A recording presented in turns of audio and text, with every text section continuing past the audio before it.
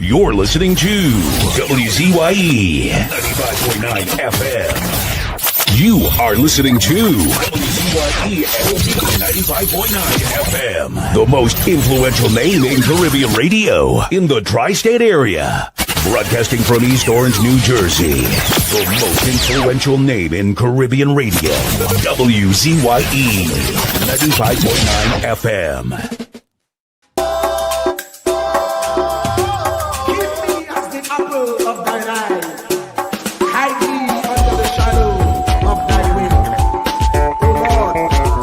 Savior. It's so hard to deal with personal struggle. So sad when you feel alone in your trouble.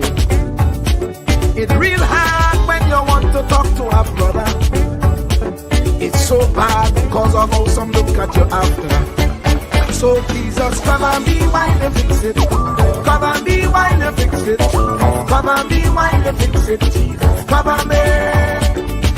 Cover me while you fix it. Cover me while you fix it. Cover me while you fix it. Jesus, cover me. Cover my head. Satan want me dead. Cover my back from human attack. So Jesus, cover me while you fix it. Cover me while you fix it. Jesus, cover me while you fix it. Jesus, cover me. People see you smile, but don't know the hurt that you're feeling.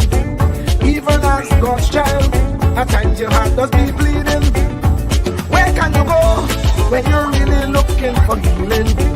Who know how to flow when your soul needs some restoring? So Jesus, cover me while you fix it. Cover me while you fix it. Cover me while you fix it. Jesus, cover me. Cover me while you fix it. Cover me while you fix it. Cover me while you fix it. Jesus, cover me. Cover me home from evils unknown. Cover my feet so I'll never retreat. Oh Lord, cover me while you fix it. Cover me while you fix it. Cover me while you fix it. Jesus, cover me.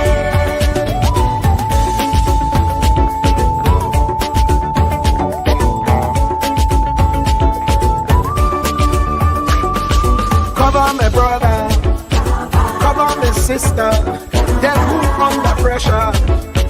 Cover the preacher, every church worker, the young believer. Cover the worship leader and intercessor, every gospel minister. Cover. Jesus alone is the one who has the real answer. The one on the throne is the true and loving Father. He will hold your hand and keep you from going under.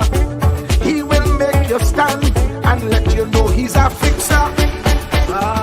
Cover me while you fix it. Cover me while you fix it. Jesus, cover me while you fix it. Jesus, cover me. Cover me while you fix it. Cover me while you fix it.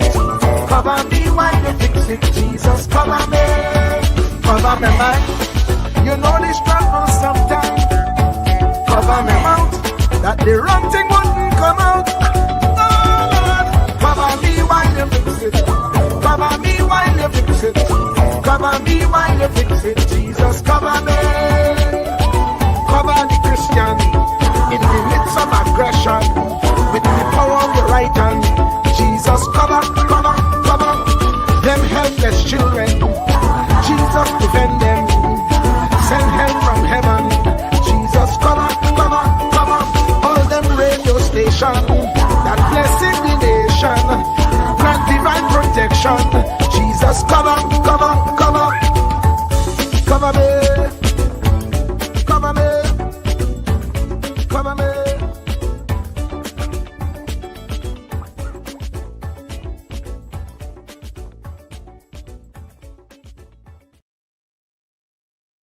Do not categorize the blessing by colors. It is not the colors you need to watch. It is the character.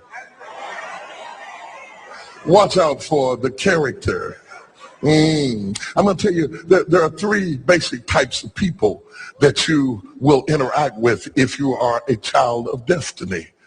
Can I share this with you? The first group are confidants. Confidants. You will have very few of them. Confidants are those people in your life who love you unconditionally. They are into you. Whether you're up or down, right or wrong, they are into you. They are in for the long haul. If you get in trouble, they get in trouble with you. They'll come see you in the jailhouse. They'll come get you out the crack house. They're confidants. You can open up and share anything with them. You'll never inherit your kingdom until you find your confidant. You can't be David till you find your Jonathan. Having a good confidant is the key that unlocks the kingdom, because you were raised outside the gate and God's going to cause you to reach over the wall. You got to have a confidant behind the wall who can mentor you for what God is going to do next in your life. The problem with most people is that everybody they run around with is under them. And so you are forever feeding people who can't feed you. And after years of feeding them, they begin to drain you. You got to have somebody who can feed you so you can feed somebody else. Oh, y'all don't hear what I'm saying. Am I talking to anybody in here? You need the confidant then. The confidant is those few people that come along in your life that are for you. They are with you. They are intimately intertwined in your life. They are there to make sure that you reach your destiny. They will confront you. They will get in your face. They will get in your business. They will tell you when you're wrong, because they are confidants. If you have 2 or 3 of them in a lifetime, you are a blessed person. Without them, you'll never be who God called you to be. You need to find your confidant. Number 2, the other group are your constituents. They are not into you. They are into what you are for. They are for what you are for. They are your constituents. And as long as you are for what they are for, they will walk with you and work with you and labor with you, but never think that they are for you. They are for what you are for. And you have to know that, because if they meet somebody else that will further their agenda, they will leave you and hook up with them, because they were never for you. They were just for what you were for. They are your constituents. And throughout your life, if you're not careful, particularly if you're broken, you will mistake your constituents for your confidants. And you will think that they are for you when they are really not for you. They are just for what you are for. And by the time you get through falling in love with them, they will break your heart as they hook up with somebody else who is for what you are for, because it was never about you anyway. It was about the causes that you represent. They are for what you are for, but they are not for you. They are your constituents. Can I go deeper with this? The third group are your comrades. These people are not for you, nor are they for what you are for. It is just that they are against what you are against. And the comrades will make strange bedfellows. This will cause people to come together who are not for you, and they are not for what you are for, but they are against what you are against. And they will team up with you to help fight a greater enemy. But don't be confused by their associations. They will only be with you until the victory is accomplished. These people are like scaffolding. They come into your life to fulfill a purpose. And when the purpose is complete, the scaffolding is removed. But don't be upset when they are removed, because the building always remains when the scaffolding is removed. What I'm saying to you, my brothers and sisters, expect the constituents and the comrades to leave you and desert you after a while. Don't be upset when they don't react to your dream the way you expected them to, because they were never really with you in the first place. Be careful then who you tell your dream to. Because if you tell your dream to your constituents, they will desert you and try to fulfill the dream without you. If you tell it to your comrades, they won't support it because they never were for what you were for anyway. If you find a few people in your entire life with whom you can share your dream with, you are a blessed somebody. I can tell you how to identify people who are really for you.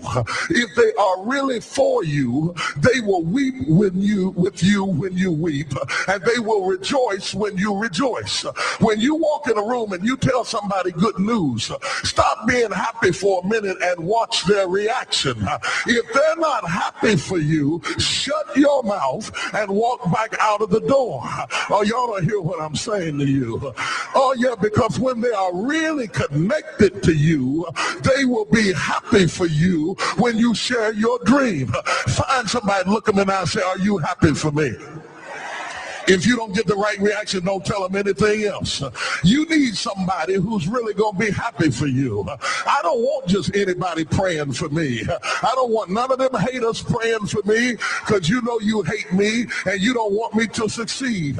I want somebody praying for me who really wants me to be blessed, who wants me to be an overcomer, so you can put up your oil and stop speaking in tongues because you know you never did speak to me anyway, and ain't no need in you coming up here in this hospital like you gonna pray some cancer up off of me. I'd rather have somebody who really loves me lay across the bed and rebuke the devil. And God is so faithful, he'll always give you somebody.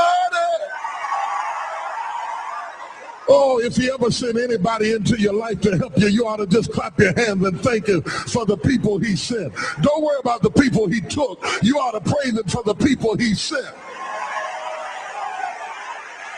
Tell somebody, say, somebody help me. I didn't get here by myself. Somebody helped me to get here. Somebody taught me how to stand. Somebody got me behind the gates. Somebody taught me the protocol of the palace. Somebody encouraged me when I felt like dropping out of school. Somebody helped me when my back was up against the wall. Somebody mentored me when I was going through a divorce. Somebody helped me when I was going through a crisis. God is so faithful that he will never leave himself without a witness. He will send somebody. Truer words were never spoken. The less you associate with some people, the more your life will improve. Anytime you tolerate mediocrity in others, it increases your mediocrity. An important attribute in successful people is their impatience with negative thinking and negative acting people. As you grow, your associates will change.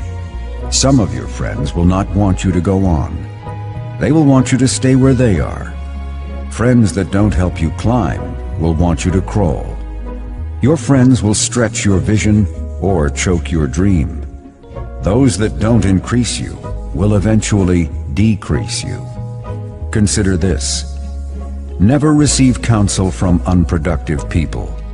Never discuss your problems with someone incapable of contributing to the solution, because those who never succeed themselves are always first to tell you how. Not everyone has a right to speak into your life. You are certain to get the worst of the bargain when you exchange ideas with the wrong person. Don't follow anyone who's not going anywhere. With some people you spend an evening.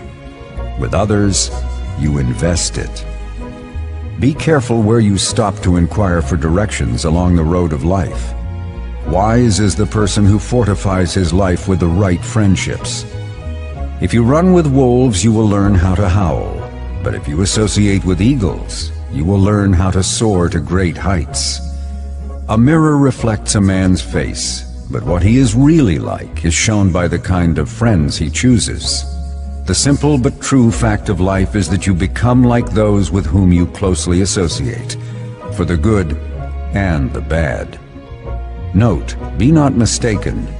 This is applicable to family as well as friends. Yes, do love, appreciate, and be thankful for your family, for they will always be your family, no matter what. Just know that they are human first, and though they are family to you, they may be a friend to someone else and will fit somewhere in the criteria above. In prosperity, our friends know us.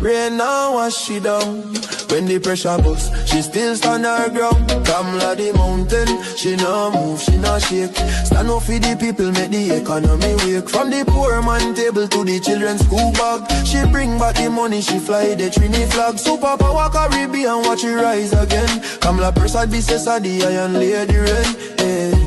Mountain Kamla, Trinidad champion, Trinidad champion, Trinidad champion, Trinidad. Them try back, she down, try shake, she foundation. But she stand like Everest, pure determination. Caring for the children, no more hungry belly cry. Books in them and future bright like blue sky. She willing fi fight, she willing fi bleed. For every Trini soul, every single need. Oil money flowing, tourism boss again. Trinidad and Tobago with the boss of the chain. No more begging no island, we leading the pack. Kamla the general, we marching right back. She fly straight to USA, link up with Trump. Sit down like boss, no time for no stump. Talk for the people, talk for the land. Come back with the pen, we go right all the wrong. And sign off the deals, make the money rain hard. Economy jump up, no more so fired. Poor man get house, children get light. She rewrite the future, make everything right. That pen in she hand like Excalibur blade. Kamla the queen, know the whole world afraid. She strong, she wise, she love we fi true. From the ghetto to the mansion, she there for me and you. One voice, one nation, one Trinidad queen. 23 seats and beyond, she live in the dream. Kamla the mountain, she no move, she no shake. Superpower Caribbean, watch the whole world shake. She get the pen, she right the wrong.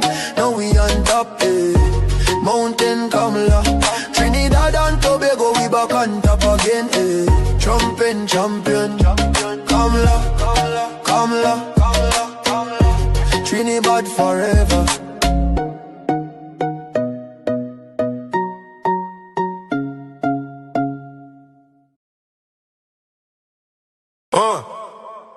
Yeah. But it was WZYE 95.9 FM.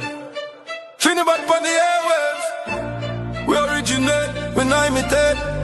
Love until born and bred. Pull up.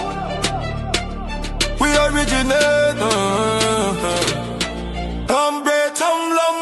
We originate, not imitate. That is why not fake, not in the station we rated. We originate, not imitate. That is why everybody on the chat call us viewers. We ready for the fight. Mr. Wall Street, the truth and facts. Mr. Tommy the Marabella warrior, always ready for the fight. Mr. C.O. Peter Rubala, you ready to roar. Stand up for the poor, for the people. We not back down no more. We originate, not imitate. That is why Trinidadness on the frequency. God originate.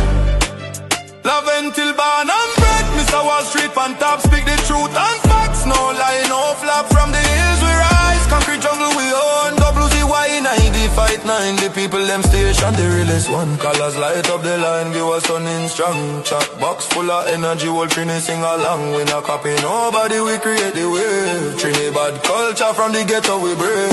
Mr. Tommy step in, Marabella Waramo. Always ready for the fight, now go down the road. Southside represent from the line to the sea. When the rhythm drop heavy, everybody feel free. We originate, not imitate, love is white boy. 95.9, the station we rate. Free original, not imitate, love is white boy. Everybody on the chat call us viewers, we ready for the fight. Mr. Wall Street, the truth and facts. Mr. Tommy the Marabella warrior, always ready for the fight. Mr. C.O. Peter Rubala, ready to roar. Stand up for the poor, for the people, we not back down no more. Mr. C.O. Peter Rubala, hear him roar. For the poor and the youth, let me open the door. Stand up tall like the hills in love until we see the vice when the streets them feel. We ready for the fight, but the fight for the culture, for the music, for the truth, for the rich in the future. Chatter scholars, viewers, all are we one team. 90.9 blast it loud, live the dream. From Laventi concrete to Marabella, Ita, Rubala, and Roar, make the whole place beat. We originate the style, not imitate the way. WZYE, Matty 5-9. Trinidad to the grave. All the people panic. Trinidad to the grave. Love until born and bred. Marabella warrior, Taruba, Lion Rock. WZYE, we ready for the fight. All the people panic chat. Big up on us. Not imitate, imitate, I'll be five. We have be five. Nine the station, we rate. We have be five. Cannot imitate, I'll be five. Everybody on the chat, call us viewers. We ready for the run, yeah. Ready for the fight, right, yeah. Ready for the raw. Trinidad on the radio. Give them more. WZYE 95.9. Pull up. Yeah, man. WZYE FM, the people's choice. Love and Tiban and bread. We originate, not imitate. Trinidad, one love.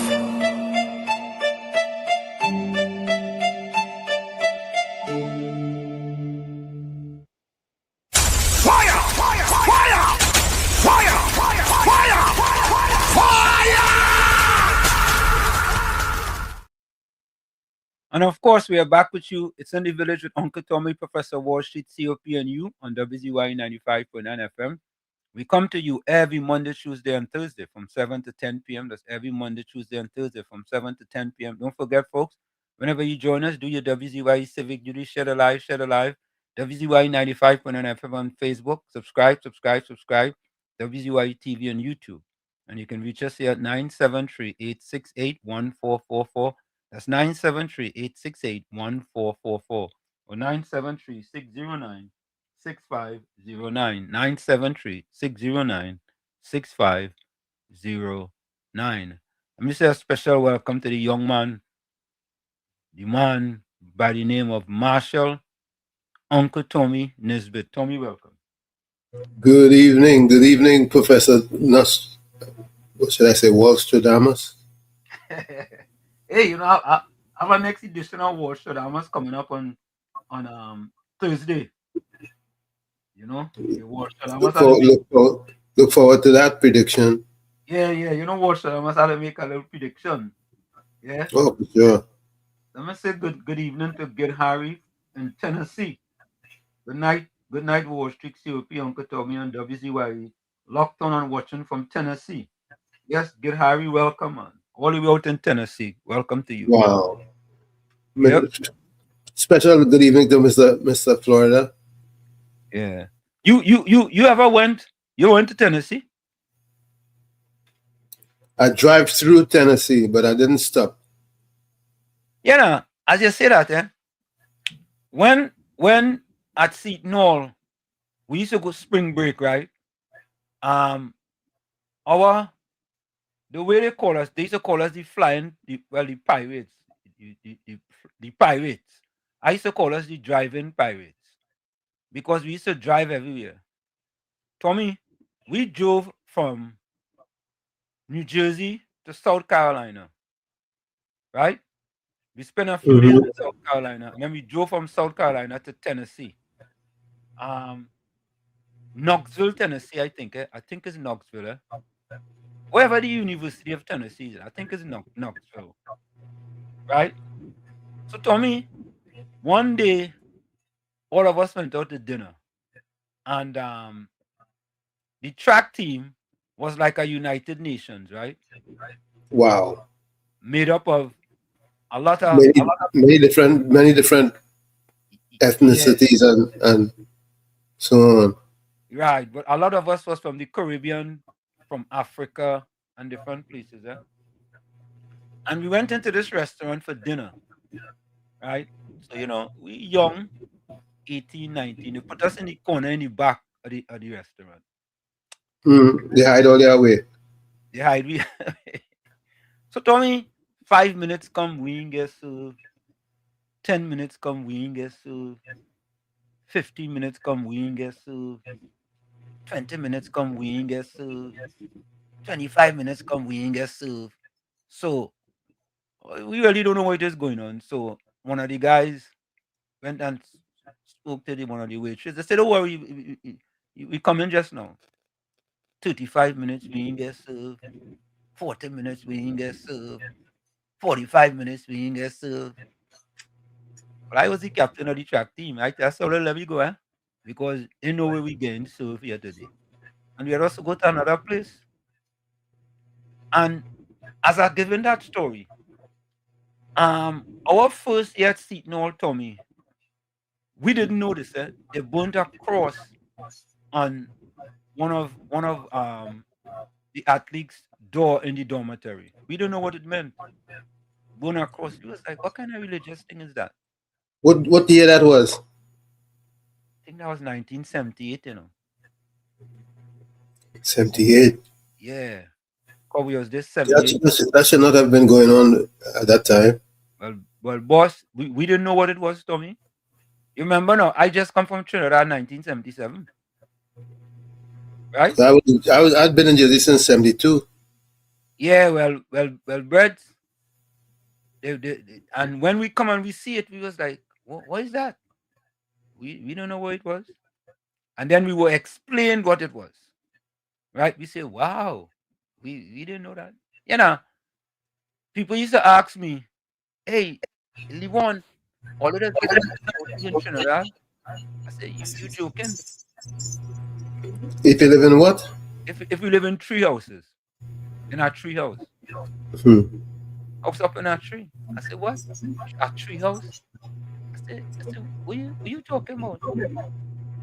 I didn't even know what they was talking about. But that was the experience that as I see good Harry from Tennessee there, I remember that experience. And we drove to South Carolina, then we drove to Tennessee, and we drove back from Tennessee. Well, we spent a few days, and we drove back from Tennessee all the way to New Jersey. Right? But I don't remember how much hours that was. People fall asleep, all kind of thing. And listen, and is the athletes driving or not? We driving in vans there, them Ford van? Yeah. Passenger van. Yeah, that's what we driving in, no bus, Vans, boy. And where was the coach? Where was the coach? Huh? Where was your coach? The coach used to drive in his own van. The coach have his nice van. He had a real nice van, boy. Nice. A conversion. Yes. Because he had to go on long trips, so he had a nice van, boy. Nice. I used to tell him, boy, listen now, when I grow up, I want a van like that, That all kind of thing in that van, that fridge, all kind of thing. I had a halfway converted one from 77. I kept it until 1980. Yeah. You did very well. Tommy, what was your first car in the United States of America? Your first automobile? No, my first automobile was a 1965 Ford Custom. I kept that for about 6 months, if that long.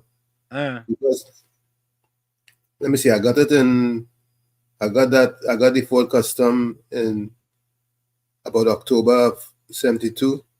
And by February of 73, I traded it for a brand new Dodge Dart Sport. Well, Tommy, you know much that brand new car cost me? How much? $2,800.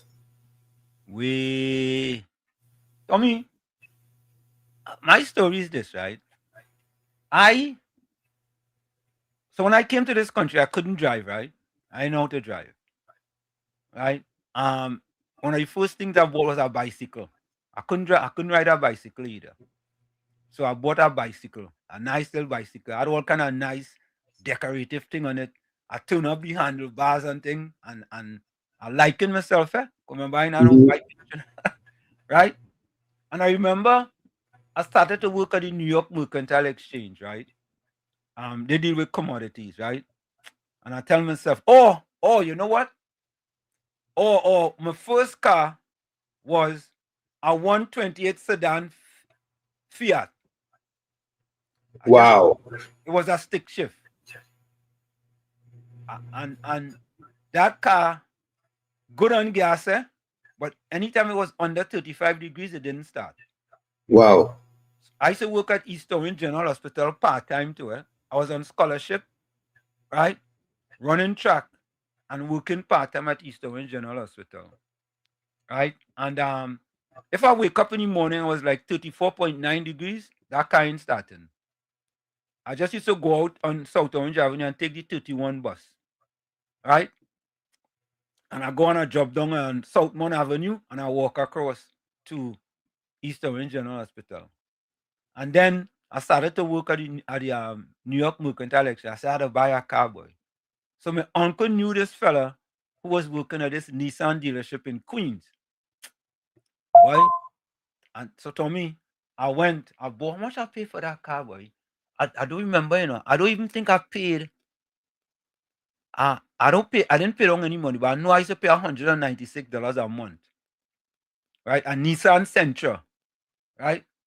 And Tommy, I used to wash that car every single weekend. Every weekend. And we live in an apartment building, and they had a place in the basement where you could park. So I used to park in the basement. I used to go down there, Tommy. It take me about 2 hours. Sometimes my mother used to have to come downstairs to check on me to make sure You say you're all right. yeah, to make sure I'm okay, because she like, what just do it? So in the basement I did everything. And then Tommy, I met my future wife, right? Mm-hmm. So, and listen, no one drove my car. No one drove my car, right?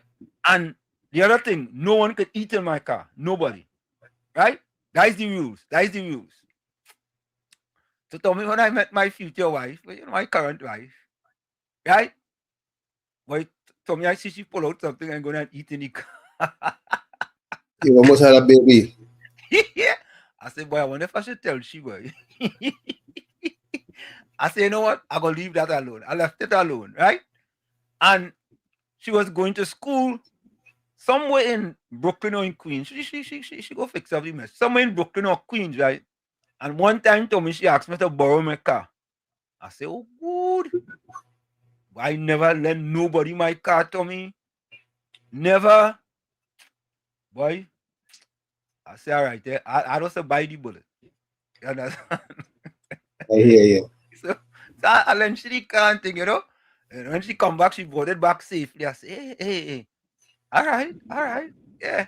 You know, and the rest was the street of it. Yeah. I hear that. Yeah, my You know, first Nissan Sentra.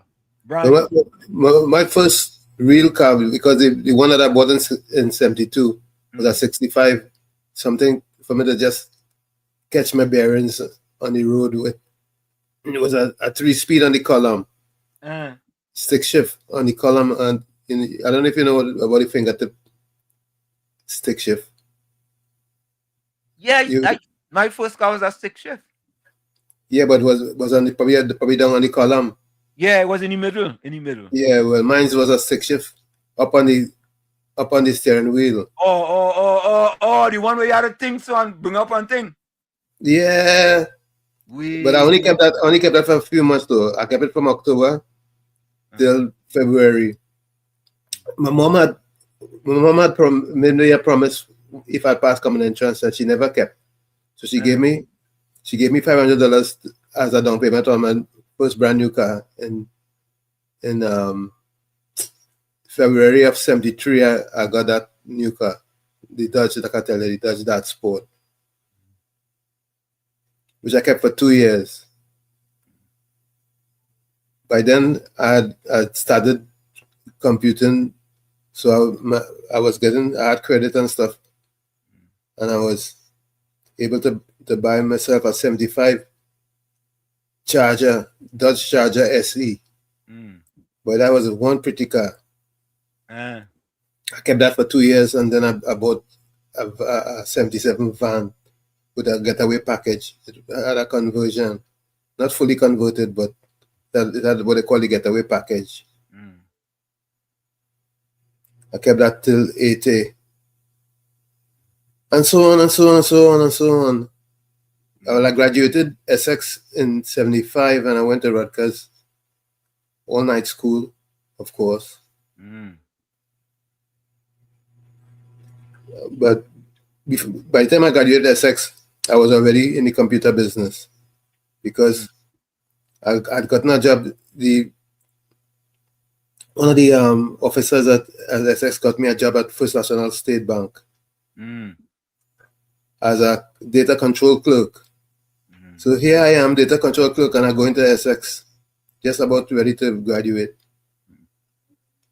And I was very curious. So I started to teach myself COBOL. Yeah, I remember that. And I wrote a COBOL program in 75 that was producing calendars. And the calendars were for 1976 bicentennial celebration. Man, when I got my program to work, I print calendars like crazy and gave to everybody. Next thing, the vice president on the floor at the data center looking for me. When he found me, I thought he was going to buff me up because I use company resources, company stock and all kind of thing. Next thing he asked me if I'm interested in programming. Your boy say yes one time. Well, that was the beginning. That was the beginning right there. I started writing software. But he sent me out for training to special schools to do courses. And the rest is history. I did COBOL, and then I got trained in assembly. So I was doing both COBOL and assembly and moving through the ranks.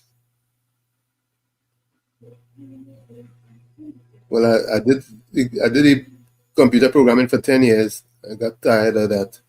And then after that, I went into business for myself. As you knew me when I was in business. Since then, I've never looked back. Well, Tommy, a lot of people don't. Well, people might not know, but you are one of the biggest shipping business here in New Jersey. You and your brother, already one of the biggest shipping business here in New Jersey. And we gave that up to give Trinidad a shot, which was not such a good thing, but we had to give it a shot, though. It was in our heart to give Trinidad a shot. Yeah, I mean, we used to ship, most of our stuff used to be shipped with you guys. Yeah, I remember. And you had a warehouse where you used to guys use that stuff. And then your wife, is your wife at the shop on Mount Vernon?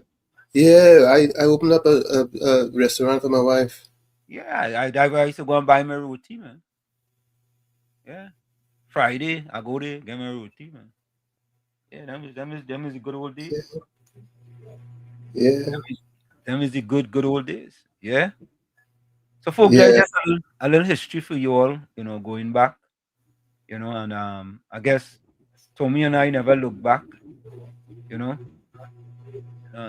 and Tommy, one of the reasons why I took a part-time job, I was on full scholarship, I was on full scholarship, Tommy.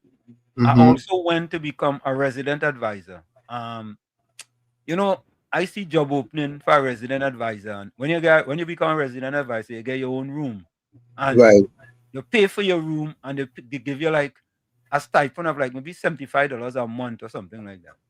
I think it was $75. I say, what? I say, I going for that.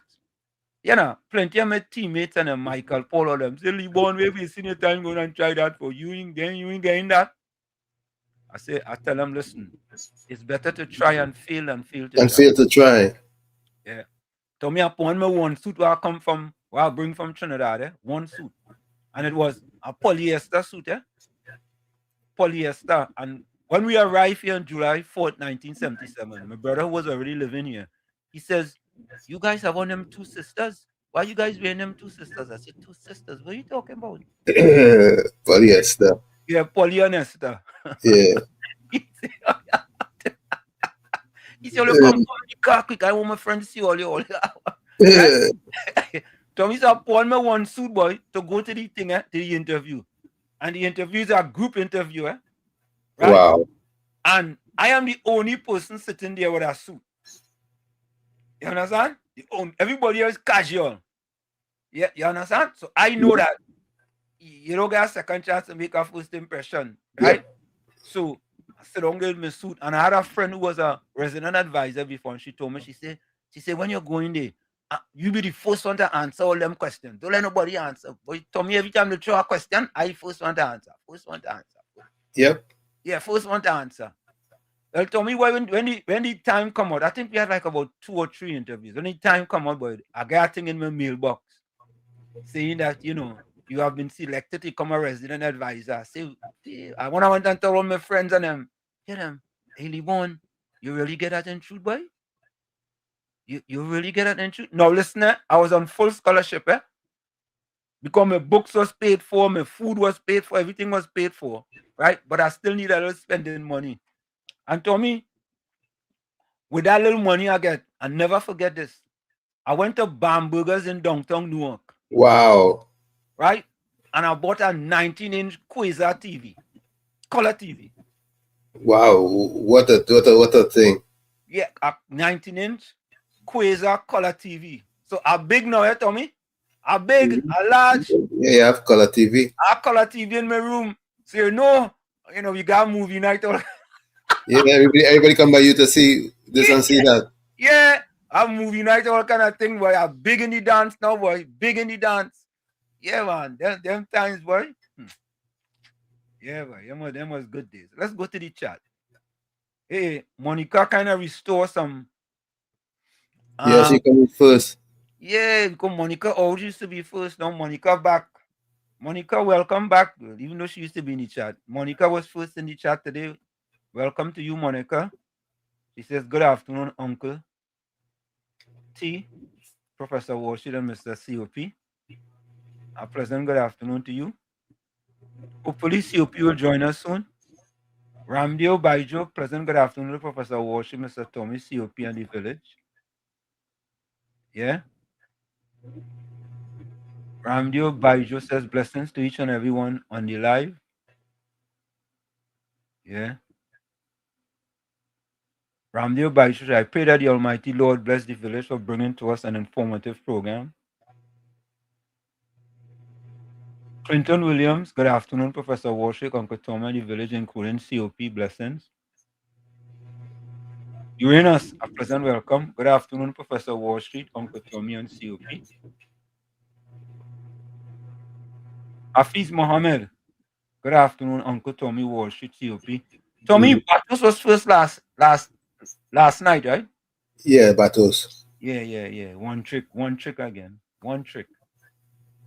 You got one trick. One and done. You got one and done. Mr. COP. Bennett Thomas, good evening, Professor Wall Street, Uncle Tommy, Mr. COP, and all in the village. Let me say welcome to COP. COP, welcome. How are you? Good evening to you, Professor Wall Street and Uncle Tommy, and to all the listeners of WZYE. Today was a hard day, man. Today was a hard day? It was a hard day. Well, you just had to do what you had to do. Dig some hole today and cast it out and think today, you go. When you got to do what you had to do. Where you cast out? I dig 22 post hole. 8 inches wide. You building a house? 8 inches wide and 2 feet deep. Nah, building a foul. A pen. By yourself? By yourself? Yeah. And cast it out. You couldn't get Western and Alistair to come and help you? What kind of partners you have, man? But sometimes I have political friends. It's politics that cause them with their friends. No, but you couldn't get Alistair and Southwestern couldn't say COP go come and get a little hour. Well, she did little things like that. They are a warrior, you know. I understand that. No, well, that is your fault because you didn't call them. I'm a warrior, you know. I do ask, I just get up, take up the tool and go in the back and bend your back and do what you have to do. Nah, I don't think I could have dig any hole. I don't think I don't know, boy. So why bringing 2 persons to pay them $300 a day for? No, you ain't paying them. They're coming to help you. Is so? Yeah. That Wall Street that's long time, you know. Nowadays everybody hand out. You serious? If you bring a partner by you have to pay him? Nah, I don't want a partner. I really don't. I don't deal with partners and think too much. I see my father build houses for himself and help others build house, where everybody just pitch in and help. Yeah. Nowadays you don't get that done. So you had to stretch your hand. Look like all them nice car thing. You talking about all they was buying all the first car and all kinds of things. You lucky you was living in Trinidad over here. You might have to roll a bicycle rim. Yeah, you have to roll a bike. All them years under the PNM, you have to roll a bicycle with the rim. You know, I always ask myself this question, eh? If I had stayed in Trinidad, what would I have been, boy? I ask myself that question. You could have succeeded. You would have succeeded. Yeah. Huh? Yeah, the ambition you have for running. Regardless of where you are, is your attitude determines your altitude. Yeah. Uncle Tommy, if he wasn't a runner, he might have still be in Lavantel over there. He might have just usually 1% with all his friends that are up there. I acknowledge you. No, he'd be living somewhere out in the west. Where you would have get the opportunity? From who you would have get the opportunity?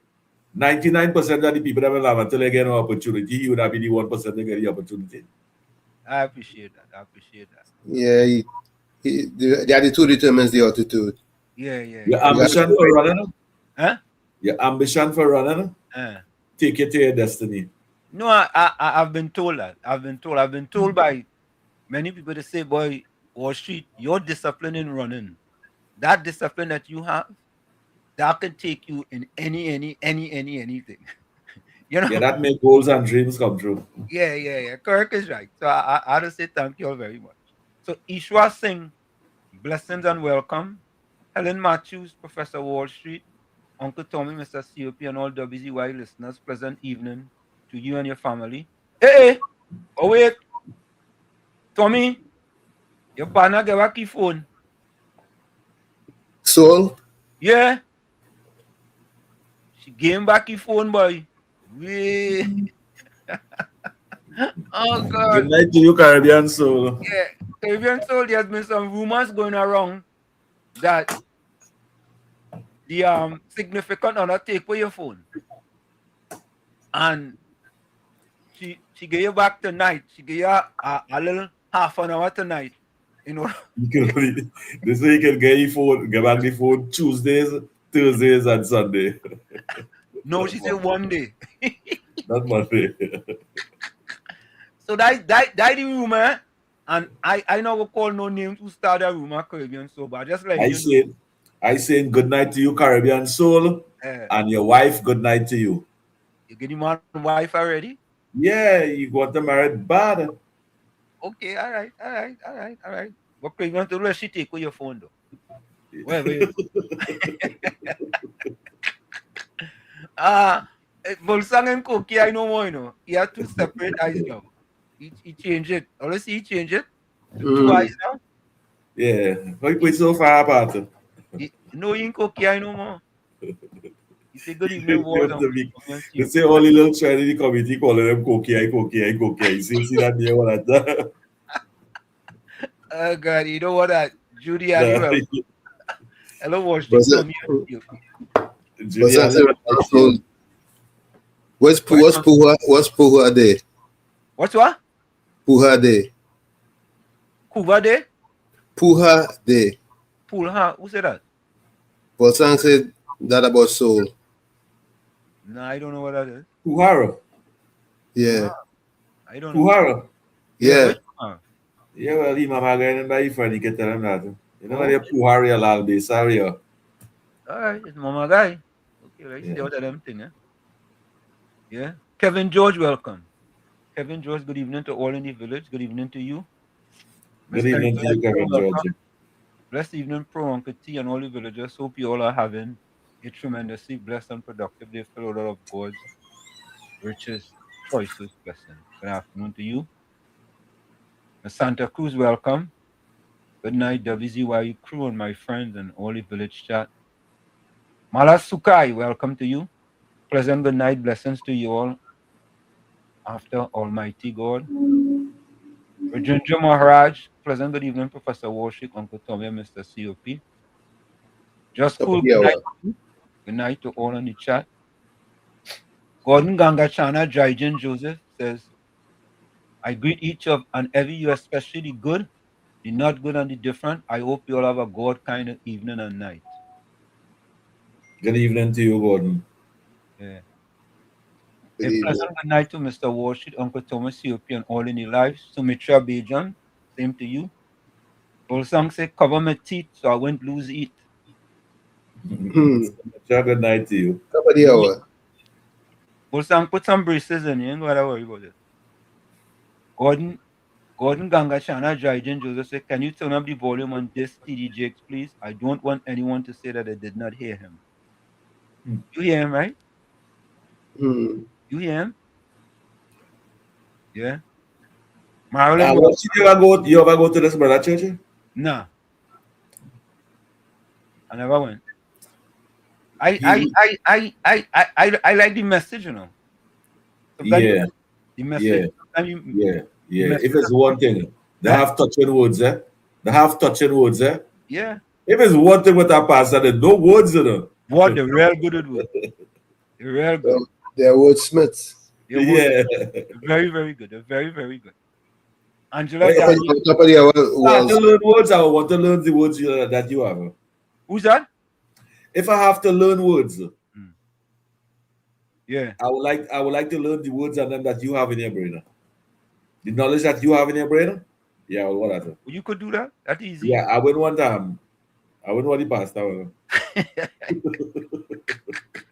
Folks, we're gonna take that quick break. It's in the village with Uncle Tommy, Professor Walsh, COPNU, on WZYE 95.9 FM. And I tell you all right now, when we come back, I don't want people to get vexed with me, and figure I trying to get them vexed. Okay? So folks, when we come back, I'll play a video, and I am not saying that anybody will get vexed. I'm telling people don't get vexed. All right? Stay consistent. Right. You're listening to WZYE 95.9 FM. You are listening to WZYE 95.9 FM, the most influential name in Caribbean radio in the tri-state area. Broadcasting from East Orange, New Jersey, the most influential name in Caribbean radio. WZYE 95.9 FM.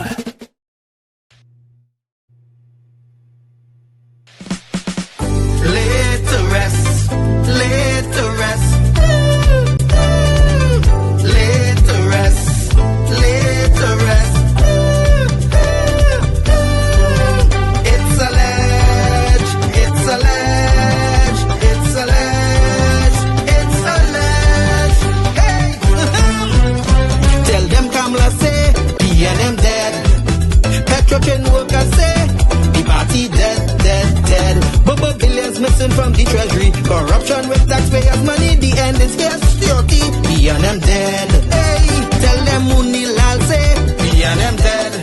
Even the 1% say the party dead, dead, dead. They support us moaning and crying. Funeral arrangements they making. The DMO leaving. B&M dead. Condolences to the Balize. SIEP, no more pale pale. The rising sun is ready to govern Trinidad and Tobago for a brighter tomorrow. 1. Restart the economy. 2. Health sector immediate victory.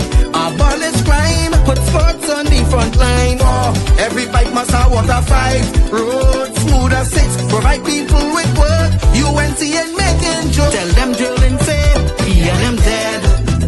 Social media say the party dead, dead, dead. The registered party members in pain. Scarborough to put a spin. Inside sources say B&M dead. Tell them Arnold say B&M dead. Police, army and prison say the party dead, dead, dead. Election night flambeau burning steady. The casket was on the hearse ready. Read the red eulogy. B&M dead, dead, dead. Tell them Kamala say B&M dead. Some of the members say the party dead, dead, dead. When the carrot come leaders hear what's up. Seems like not one of them was in shock. Put them in one big box. B&M dead. Tell them Munilal say B&M dead. Teachers, doctors and nurses say the party dead, dead, dead. All the bad investments and fellas make. Investors not coming for the work. No more ice cream and cake. B&M dead, dead, dead. The red party showed no empathy for 18 babies and pipeline families. They so heartless, citizens in distress. The country in a crisis, SOE and still all less this. 1. UNC on a mission. Action 2 to correct the school system. 3, end poverty and clean up TNT. 4, speed up the housing process. 5, lower taxes. 6, revamp we energy. Bring back the oil refinery. Tell them Kamala say, PNM dead. Petro train workers say, the party dead, dead, dead. But billions missing from the treasury. Corruption with taxpayers' money, the end is here. Security, PNM dead. Hey, tell them Munilal say, PNM dead. Even the 1%ers say, the party dead, dead, dead. They support us mourning and crying. Funeral arrangements they making, the DMO leaving. PNM dead, dead, dead. Tell them drilling say, PNM dead. Social media say, the party dead, dead, dead. The registered party members in pain. Scarborough to put a spin. Inside sources say, PNM dead. Tell them Arnold say, PNM dead. Police, army and prison say, the party dead, dead, dead. Election night flambeau burning steady. The casket closed and the hearse ready. Read the red eulogy. PNM dead, dead, dead.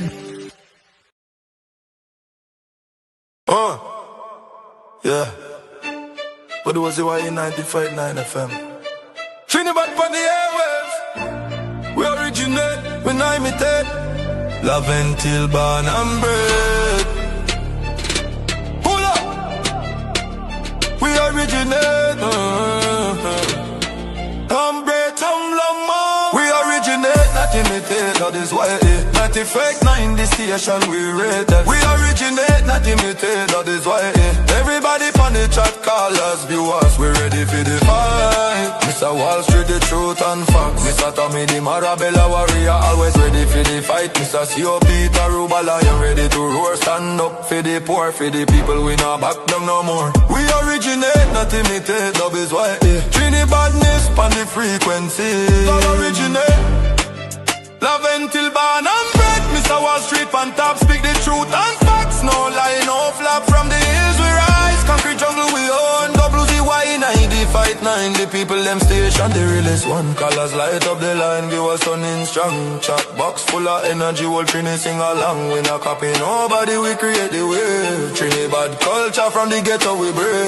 Mr. Tommy step in, Marabella Waramo. Always ready for the fight, now go down the road. Southside represent from the line to the sea. When the rhythm drop heavy, everybody feel free.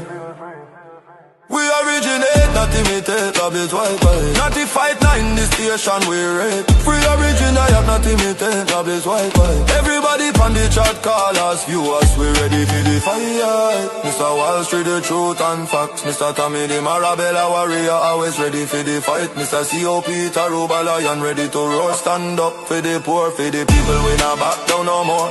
Mr. C.O. Peter Rubala, lion hear him roar. For the poor and the youth, let me open the door. Stand up tall like the hills in Laventille. We see the vice when the streets them feel. We ready for the fight, but the fight for the culture, for the music, for the truth, for the rich in the future. Chatter scholars, viewers, all we one team. 95.9 blast it loud, live the dream. From Laventi concrete to Marabella, Ita, Rubala, and roar, make the whole place beat. We originate the style, not imitate the way. WZYE, Matty 5.9. Trinidad to the grave. All the people on the top. Trinidad to the grave. Love until born and bred. Banabella, warrior, Taruba, lion, rock. WZYE, we ready for the fight. All the people on the chat. Big up on us. Not imitate, I'll be fight. We have be fight. Nine the station we ready. We have be fight. Not imitate, I'll be fight. Everybody on the chat call us viewers. We ready for the warrior. Ready for the raw. Trinidad on the radio. Give them more. WZYE 95.9. Pull up. Yeah man. WZYE FM, the people's choice. Love and Tiban and bread. We originate, not imitate. Trinidad, one love.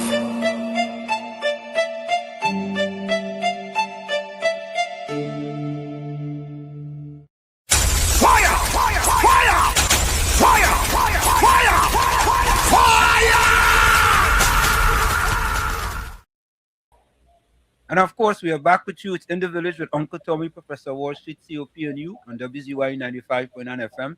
We come to you every Monday, Tuesday, and Thursday from 7 to 10 p.m. That's every Monday, Tuesday, and Thursday from 7 to 10 p.m. Don't forget, folks, whenever you join us, do your WZYE civic duty. Share the live, share the live. WZYE 95.9 FM on Facebook. Subscribe, WZYE TV and YouTube. And you can reach us here at 973-868-1444. That's 973-868-1444. Also 973-609-6509, 973-609-6509. Please share the live and we thank you. And smash that like button. After hearing that song, well, you should share this program to all you, every nook and cranny in the Republic of Trinidad and Tobago. But Mr. Florida, you will get the lyrics. Trust me, you're going to get them lyrics. You know, a red booty sent me something today. A red booty. And I was asking myself, boy, I wonder if I should play it or if I shouldn't play it. You understand? Yeah, once it's not no poo-poo diaper. Okay. But if they send it to me, I have to play it. So, folks, a red booty sent me this. Watch this.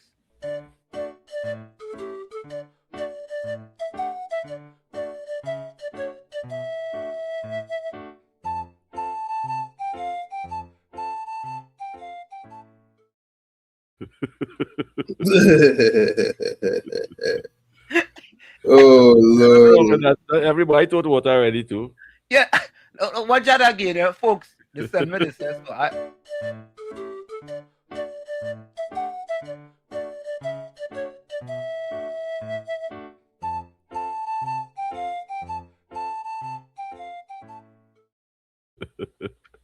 that red booty, you should mind your business. So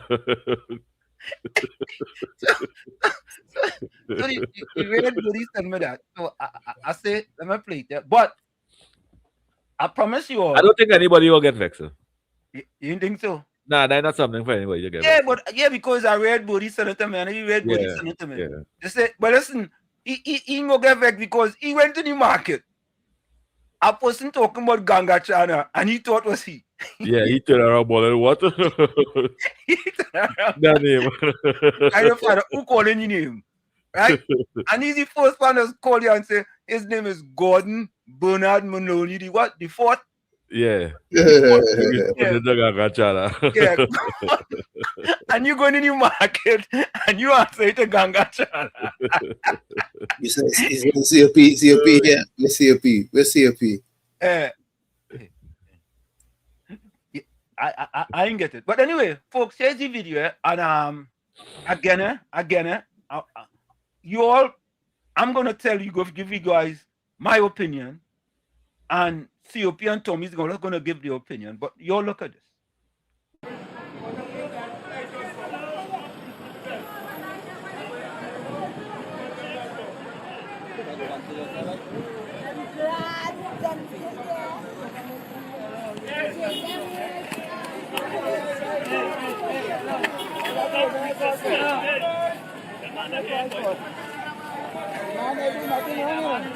Man, I do nothing wrong here.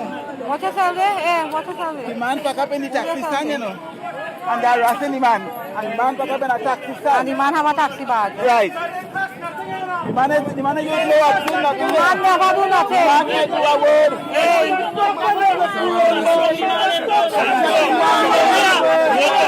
Nothing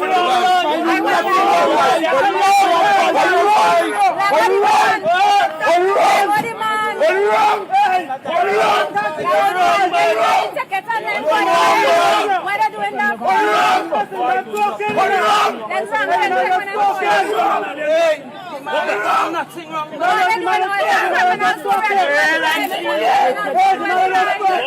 Walk back. It's a criminal. Are they wrong? He might have done nothing. What are we good? What are we? Show you show you walk out.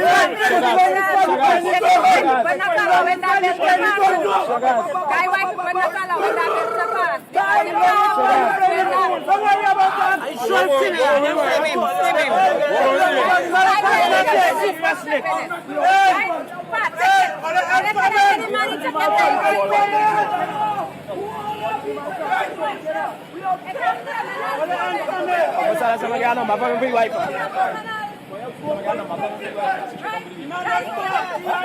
but the man want number for your wife. Excuse. The man just want number for the man family also.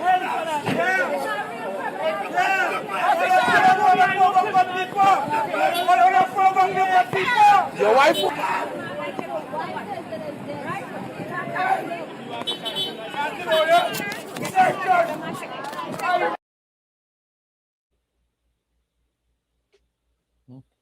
Oh boy. Oui, papa. Oui, papa. And let me give my opinion first. It's very simple. The one thing I disagree with you putting person in the back of a truck or in the back of a SUV. I think that's inhumane. Okay? They have to stop that. Okay? Now I got that out of the way. Simple. If the police going to arrest you, just put your hands behind your back, put on your handcuffs, and go down and deal with it then. It is that simple. It is not difficult. And this is happening over and over and over. Right? Why don't they just abide by the law, whatever it is, put your hand behind your back and go down? If you were arrested illegally, go to court and get justice. This is simple. This is not that difficult. But why does it have to look like if, right, you are trying to resist? Why does it have to look like that? Why does it have to be like that? Why can it be simple, straightforward? The police approach you, whether you're right, wrong, or indifferent, right? You say, all right, that is it. Live to fight another day. And this is the second one that we've seen in the last few days, right? That's the second abuse of power that we see for the past few days. The second abuse of power. It's gonna be wondering if there's more to it than what meets the eye. If you know why this wouldn't stop her? I will give her. You know why these things wouldn't stop her? Black brutality. Hold on. Yeah. You know why black brutality would not stop in this country? Yeah. You see the black leaders and them. You see the black elders and them that watch those things. Instead of rebel against those things and say, hey, that is wrong. A man on the 2 foot and you watching a 3 police officer hold and one kicking the foot, one interfering with him and pushing up for him to resist, and the next one kicking him down on the ground. And the black leaders and them when watch that and say, hey, that is so illegally wrong, violate. But then again, that is what the black slave masters and them is to do the black people and them. And it continuing right now today, just as how the black leaders and them was supporting that. I hope you are not one of them. I don't see it from that perspective. I simply see it as that. Well, right? You see it from the black slave masters and them way. That's how you see it. No, as an intelligent black leader, prosperous black elder. I see it from this perspective that I see it. I see it from you living another day to go and see your family. You didn't see abuse of power there? No, I didn't see abuse of power. But that is why I tell you the black slave masters and them did not see those things too. At the beginning, the person had an opportunity to say, okay, put my hand behind my back and let me go and deal with it after. Anytime. It don't work like that, Wall Street. It don't work like that. Win. You cannot win. You know, singing song, just sing a song. Nobody wins a war. Nobody wins a war. And she make no money with that. And she make no money with that. No, she must. She make no money with that. No, she make money. She make no money with that. It have a lot of views on YouTube. She die poor. It have a lot of views on YouTube. But views is no money. You should finish goal post. To me, it is very simple. It isn't that difficult. If the police, right, stop you for something, whether you're right or you're wrong, right, do the best thing so you could live to go and see your family. Because you know what could happen? That simple thing could end up in people going and see their maker. Simple as that. What do you mean by that? What do you mean by that? Who? What do you mean by that? The boy could have gone and meet the maker? Errors could happen. Errors could happen. You know the police can't do that in your country? Yes, they could. They can never do that in your country. Yeah, they have done it. But they and they just lose the job. They and they just make jail. And that's they what just I'm lose saying. the job and make jail. It's the same thing that I'm saying. If you are going to resist, expect the consequences of your actions, even if it's a little bit. Was she the guy you never see the guy? The guy never resist. The guy was asking what I have been arrested for. And them have to explain by law what you have been arrested for. But if you're starting to kick him down and go to lucky neck and choke him, breaking neck, people will resist off of that. We feel as stupidities and slaves we have in this country. Slavery day is done. Slavery day is done in the Republic of Trinidad and Tobago. But COP, remember, it's a state of emergency. They might have no explaining to do. You know, them just have a free hand to do what they want to do. You see the fingers on them? Yeah. The fingers on them will predict that. No, but you see the index and the fingers on them will predict that. Nah. You shift the goalpost there. It's very simple. That is not shifting the goalpost at all. Yes, it is very simple. If the police that ain't no difference than what young boys just do by beating up people and robbing people. That ain't no difference. No. What is the responsibility of the police officers and them? To protect and serve. Was that protecting and serving? Where is the de-escalation training? So listen, we don't know what happened prior, right? We don't have that information. You can't think about what happened prior. You have to see what you see. Talk about what you see. Yeah, where is the de-escalation training? That's exactly what I'm going to say. All we could go on is by what we see. So what I see, the first thing the police approach you, right, is that there is something wrong. So you, as a civilian, have to do your best. Do your best. And you know what I see? You know what I see, Professor Wall Street? Yeah, what do you see? I see a black, intelligent, wise, very eloquent in words, a professor, watch a police shoot a man inside a car with his hand up and make excuse for that. I see again that same professor see a young boy, the police trying to break his hand and break his neck, and no love for that young boy. And this again, I see them making excuse for wrongdoings and misconduct in public office. That is abuse of power. Up to the little child will say that is abuse of power. COP, we have to realize that it's an SOE in place, and with the SOE in place, they could get away with murder, so they're trying to get away with murder. Uncle Tommy, SOE have nothing to do with abuse of power. Abuse of power, it is illegal and wrong. Not because we are an SOE, you have to abuse your power and brutalize people in that way. When people stand up and asking questions, and you hear what the policeman telling the others of them, I bet you wouldn't come down on the road there. He done how he piece of battery, piece of iron to beat the people on them. You know? Let's take this call. Mr. Waffler, welcome. How are you? Hold on. Presenting Mr. Waffle Man. Welcome. Wow, with friends like you, who needs a hider? Yeah, even gentlemen. Good evening. COP.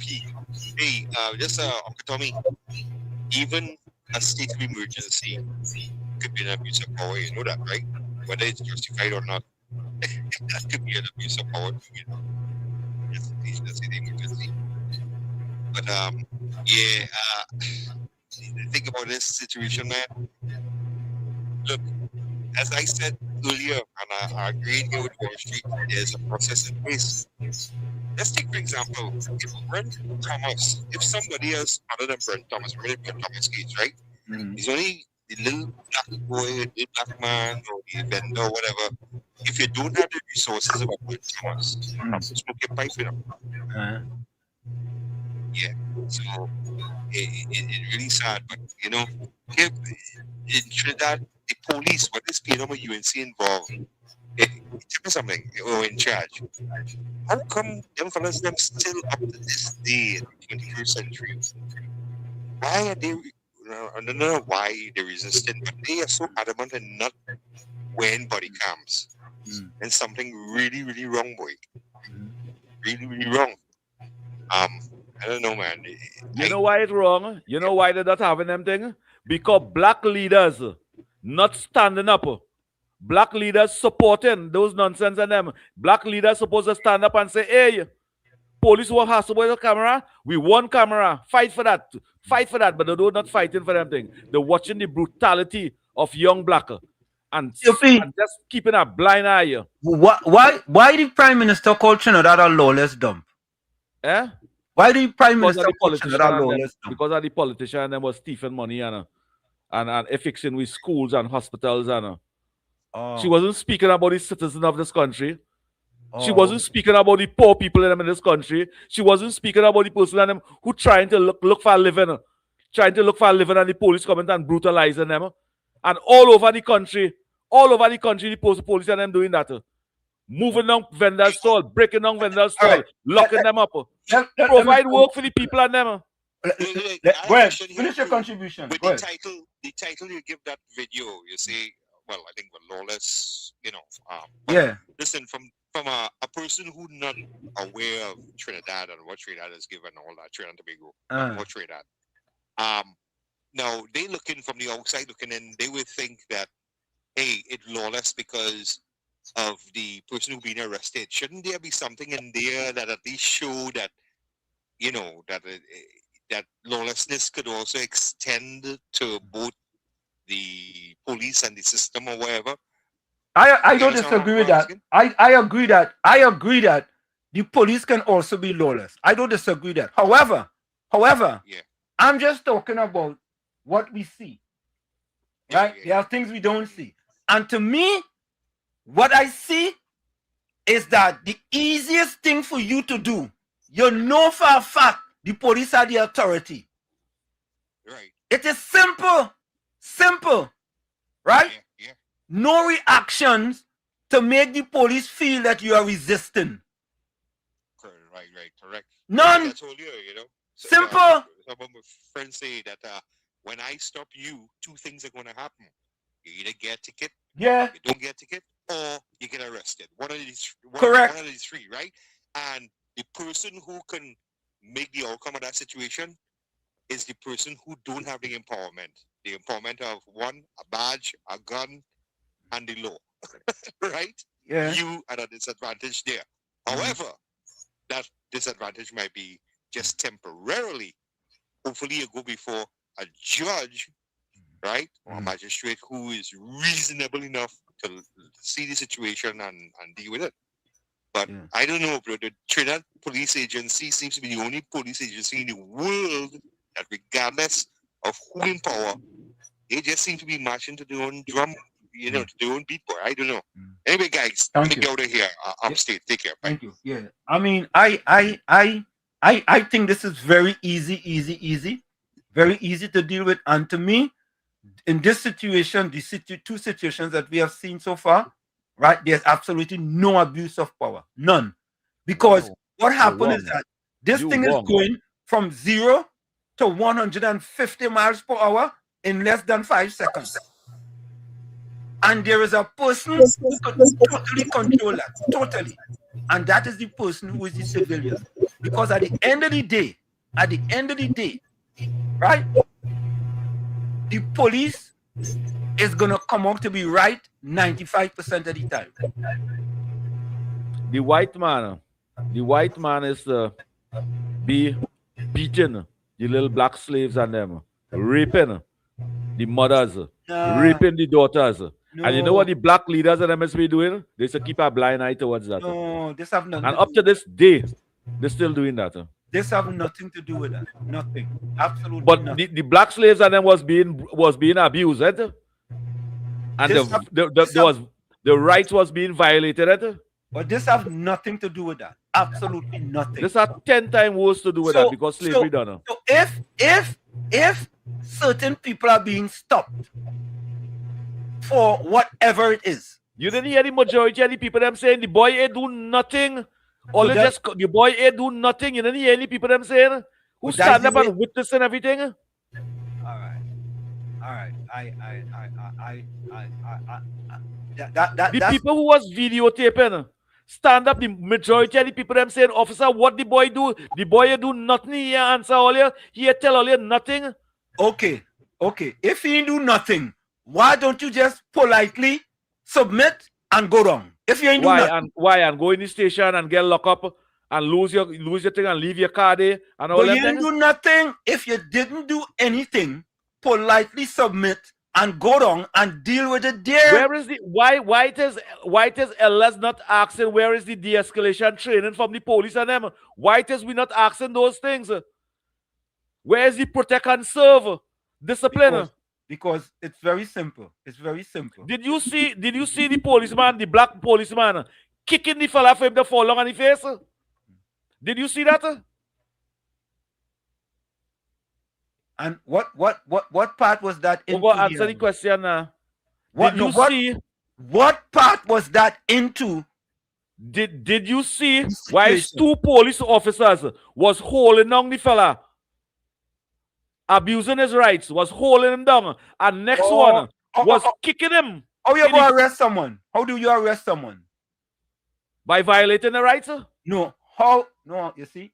You telling Professor Wall Street. Did you see? You saying what you see in the video, but did you see 2 other police officers, one locking the man neck like he want to break his neck, and one holding up his hand, and the next one kicking him in the foot for him to fall long flat on his face? Because they're trying to arrest him.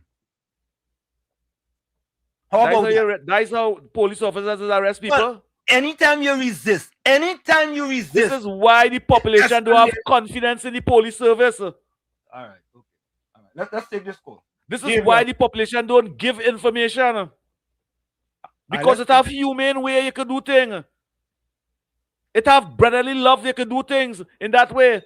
How all you don't see they doing Indian people that? Oh, you ever see they do that Chinese man that or Syrian man that? No. And most of the Chinese them illegal in the country.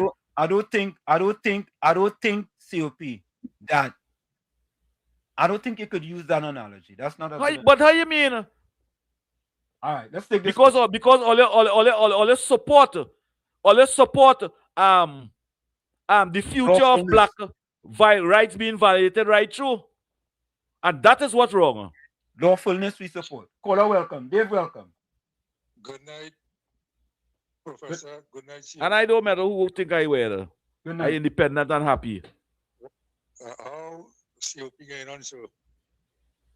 Go ahead, Dave. Go ahead. Make a contribution. I say the man didn't do nothing wrong, so why the police arresting him? The man had to do something for the police to get involved. Not true? Okay, go ahead. Yeah, the fellow with the shoot the other and already say he didn't do nothing to. Mm-hmm. The fellow with the car crash and thing and the police shoot him and kill him. Mm-hmm. And they say he didn't do nothing to. Every time the police stop you, and they say, obey the policeman, listen to the policeman, and all your worries done if they arrest you. Hold on, Dave. Folks, no disrespectful comments in the chat, okay? No disrespectful comments, all right? Let's keep it clean, like we always keep clean. You may agree or you may disagree, but no disrespectful comments, all right? Go ahead, Dave. I make any disrespectful comment there? No, you, Dave. I'm talking about in the chat.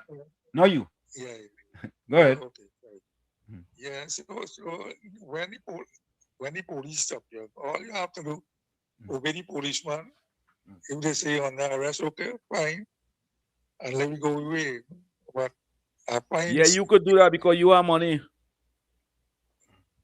Why you say I have money? You know I have money?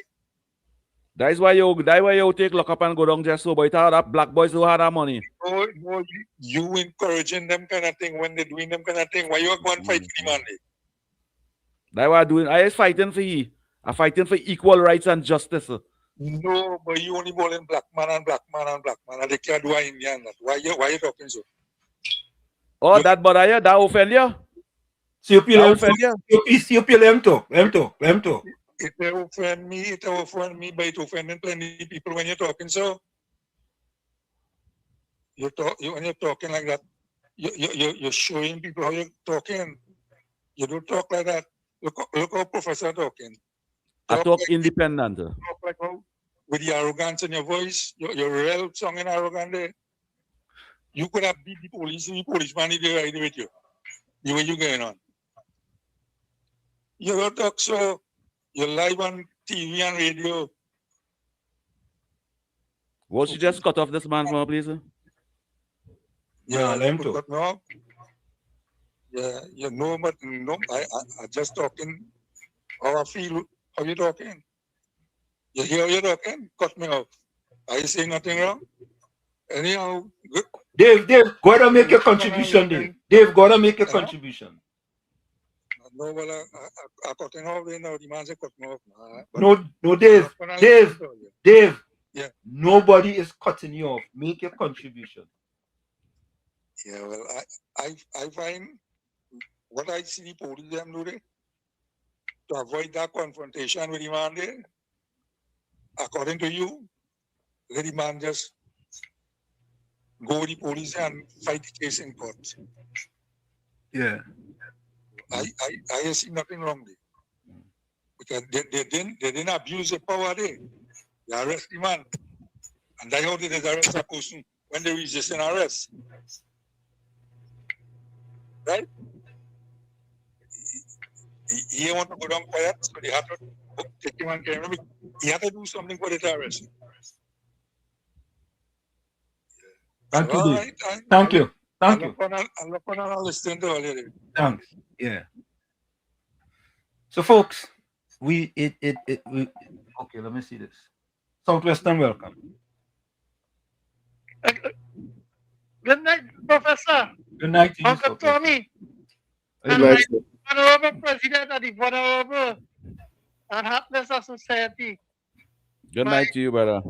Mr. COP. This is the Secretary General. Where you put it over in the Heartless Society? Yeah. That's a sarcastic word. No, oh God, Professor Helper, Uncle Tommy. Yeah, Southwestern, you could defend yourself. I know that. Thank you, sir. Thank you, Mr. Chair. COP, you tell me, India going in the parliament to give Lenten season greeting. He said Jesus went to the temple twice. The first time he went, he cursed everybody and he moved them out and he said prayers. The second time he went back and he moved out everybody and he started praying. When they tell him, man, Jesus went once in the temple and he run everybody out and said, this is the house of my father and it's not for that. No gambling, no nothing. Eh? There's only one time I know Jesus went to the temple. The first time he went to the temple when he was 12 years old. Is the way he did born. Eh? Near the Bible so good, but tell him they stop lying and fooling people that way. Eh? Don't church and all to use it. That's why the bishop, and that priest who won quite up the Caribbean was in politics. And he teach him the right way. But anyway, so that Professor, just imagine the NDC president. I want to change from the police and them because you see the police, let the police do the work. It had the Professional Standard Bureau and had the Complaint Authority. But you know what I will ask for? If the two authorities could have locking up powers. So when they bring the I think I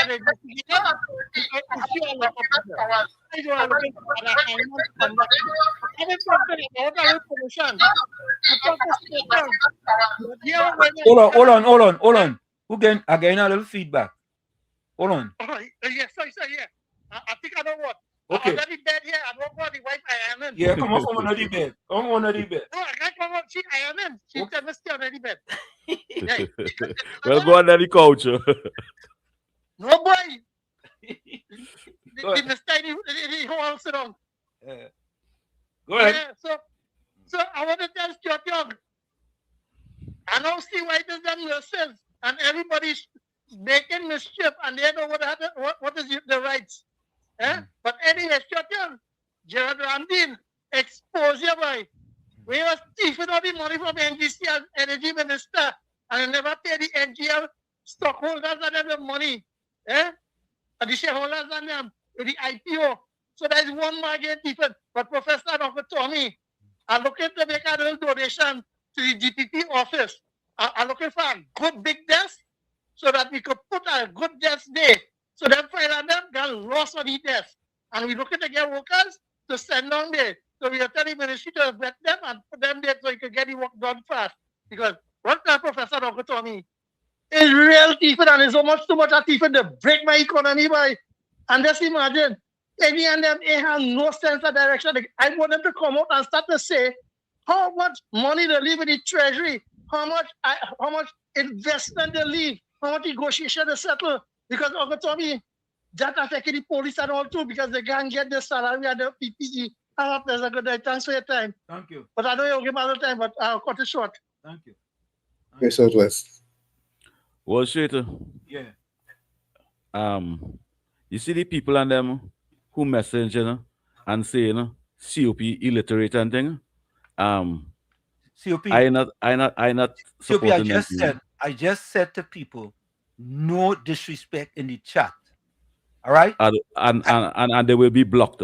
I am monitoring it. I said no disrespect in the chat. Me the father, me the brother, no the place. I speaking independent here.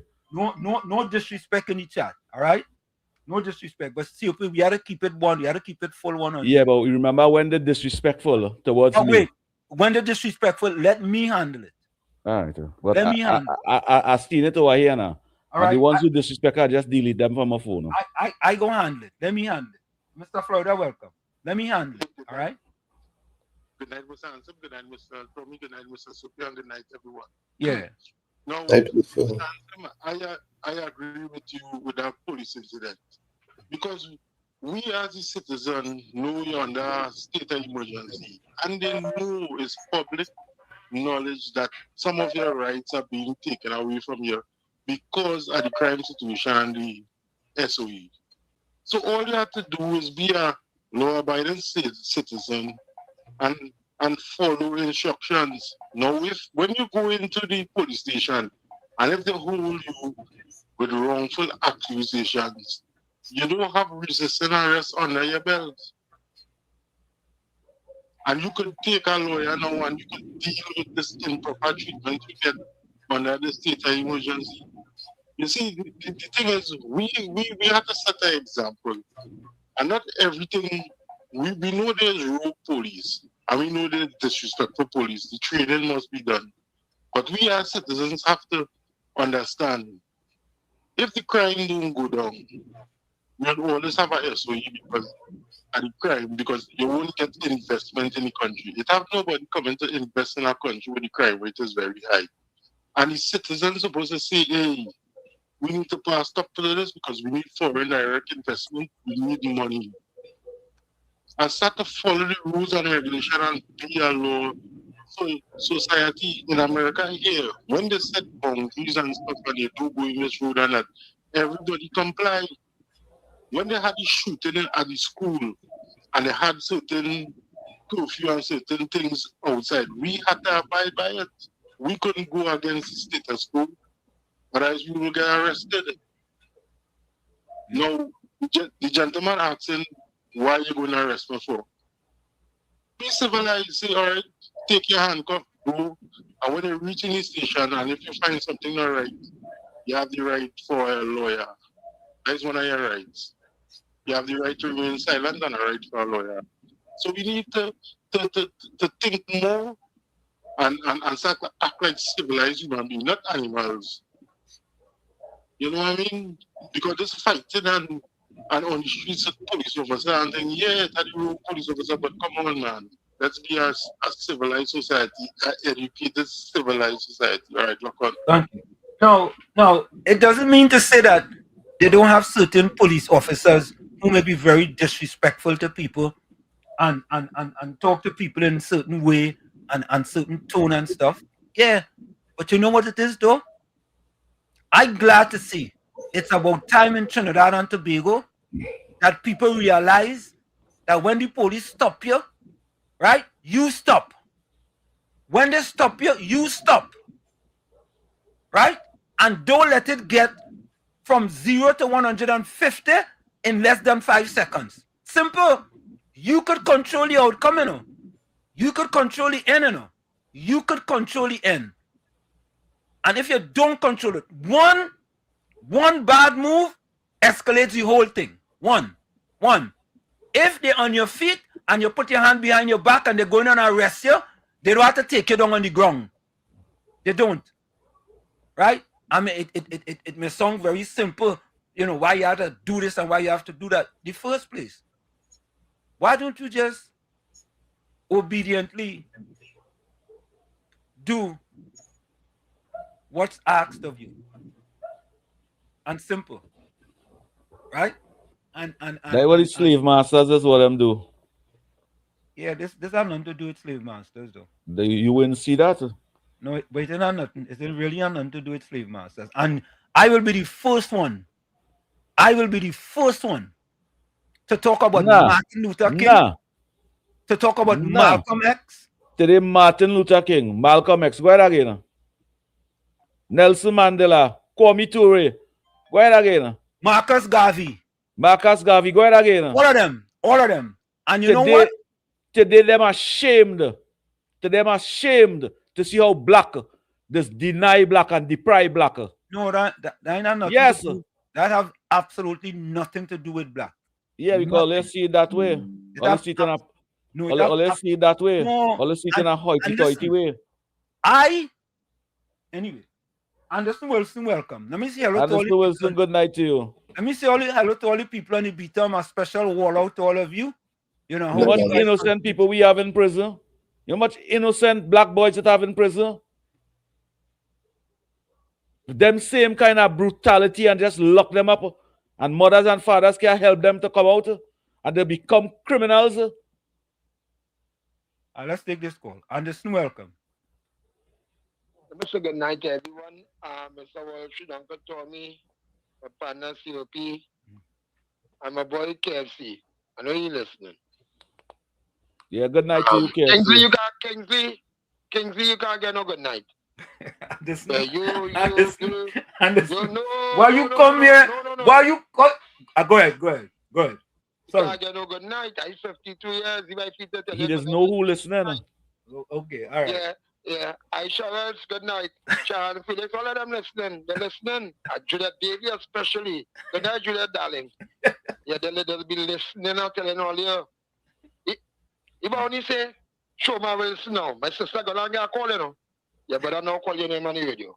I'm telling you, they'll be listening. So good night, Juliet. First to begin is a method of approach. And this would, the aggressor. And the aggression most times come from the police, especially when they meet the little black boy in the wood. The police most times will be the aggressors. About 3 years ago, I was driving, slow, coming out the time, me and I carry in front, she be laughing, driving slow, you know. But I little until I see that. I said, let me follow this side of them police pass. It me this highway on for, you know. Me ain't driving fast. I ain't drunk. I wasn't drinking. Nothing on this sort. Come on the car. Was that key there? Come on the car. Come on the so-and-so car. License so-and-so insurance is the method of approach. Right? And as Kunji said here, someone only who calling knows nothing, you know. The state of emergency is like any other police in there, you know. What the police is doing now, they're going to the poor people who might hustle 2-3 scrap gold up in the labas, make the big chain, however how they get it. And this, No, and this, some of them, when they see the little young black boy going through that, they like that. They're glad to see that taking place. Yes, yes. They're glad to see that taking place. You see the little black boy getting legs. I mean, people say Indian, all they don't get vexed. I feel like more Indian and some all everybody. When people say, when they say Indian, they're right to say that. As the Indian, as everybody talking all over them frequencies. You saw Indian lady tipping yes, the Indian helper. Where's the black people to help the black people now? How much are they coming out to help the little black boy who was selling? Like, what is girl do? I mean, go call she mad, nah? Who does call man a kid, Kizel Jackson? Right? When the whole little boy selling his foods up and lock him up and selling his foods. We stood up fine. And when the police take all his goods and whatnot, I saw him selling here that he hugged me up, he glad to see me. But we stood up fine. I want to tell you about the method of approach with the police officers in Trinidad and Tobago. It's not the same for the high class Indian and them. It's not the same. It's not the same for the Chinese and the Syrian and them. And that is wrong. That is wrong. The rest of all I say about we looking here for selling, we looking here for XYZ. You don't see it in all them. I just watch a detective movie every night. I just see how they could lock you up for murder, how they can't lock you up, and that's nothing I don't watch when it comes to the law. Right? And they will tell you what they're arresting you for. The police will ask you, what am I being arrested for? And they will explain them. Not in Trinidad. Not in Trinidad and Tobago. Sometimes you get, wait, your mother son, so go in the ship. Yeah, so go in the ship, but you ask me a lot of for. They're abusing the power, but now they're abusing the power for. And the Simerson. And the Simerson family begging. Right? They ain't going in none of them young lawyers in them house. They ain't going in none of them young police in them house. No, them is Indian people. Them is Indian people and white people and Syrian people. Right? Right? And they only like to see black people go through that. Who do most of the crimes? The police and the soldiers. Most time you see, you find special of our crime. The special belong to the TTPS, it belong to the regiment, it belong to the Coast Guard. Who does come in the ghetto and bring them by the box, the shots on them? The little black boy on them? All right, I just saying that to say, the reality of all of this, the aggressor always the police and them most of the time, 98% of the time. Me saying that some people that pop opposition when they are not doing it. But right now, you know the police doing, they're going in people's houses, all shit, all they don't know. All they don't know, all they sit in a different seat. It's so easy. And the police can't do that in them countries. Score the goal, Anderson. Score the goal. Score the goal. Score the goal. No, the goal goes score. See, people talking about the program and people talking. After today, I Mr. McMahon, he said, watch, tell them why you hurry up and talk. Certain people they want hurry up and talk. I ain't scoring no goal tonight. I want all to know how it's going on the ground. Right? And let me get no goal tonight. Right? How it's going on the ground? The police going into people's places. They're taking the goal. The past the other day, them little cycle thing, the little engine in it, they can ride, you don't have to have a license to ride it. Right? They pass up the beat them, they take up on the seat, pack up, they put it behind the chip. It's not stolen, you know. They put it behind the chip. All right, Anderson, score the goal, score the goal, score the goal, score the goal. I want to score the goal by saying, justice for one and justice for all. And right? He's sounding so good. He's sounding so good. You be out that dealt, by hearing about the dealt with a young man, the police is wrong like a ball, they're wrong like a cover. Name it, they're wrong like an orange. Thank you. They're wrong. Thank you. Wrong is wrong. And all they don't try to come down and see COP when they tell them the right thing. COP no, they can't come down on me. They can't come down on me. I'm independent. Anderson, thank you. I wanted them to be on the ground. And yeah. Those who did the one-man thing, you know, we have two large weekend in Trinidad who did the one-man carnival thing. Some get the check on Saturday. They was expecting, the rest of them was expecting the payment today. I don't know what happened. I didn't work with them, but I come to them. Nothing was printed out for you all today. Thank you. Hopefully, I know it's a long weekend coming up again. Who had worked with me? All right, Anderson, all right. Thanks. Thank you. No money. Yeah, thank you. Anderson scored the goal, boy. Anderson, Take our original. This is our original one. Take our original. I give 10 out of 10 for that contribution. So, folks, again,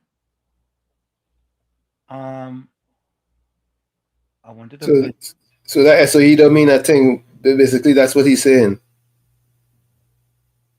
They say if you're a wrongdoer, you will have a problem with the SOE.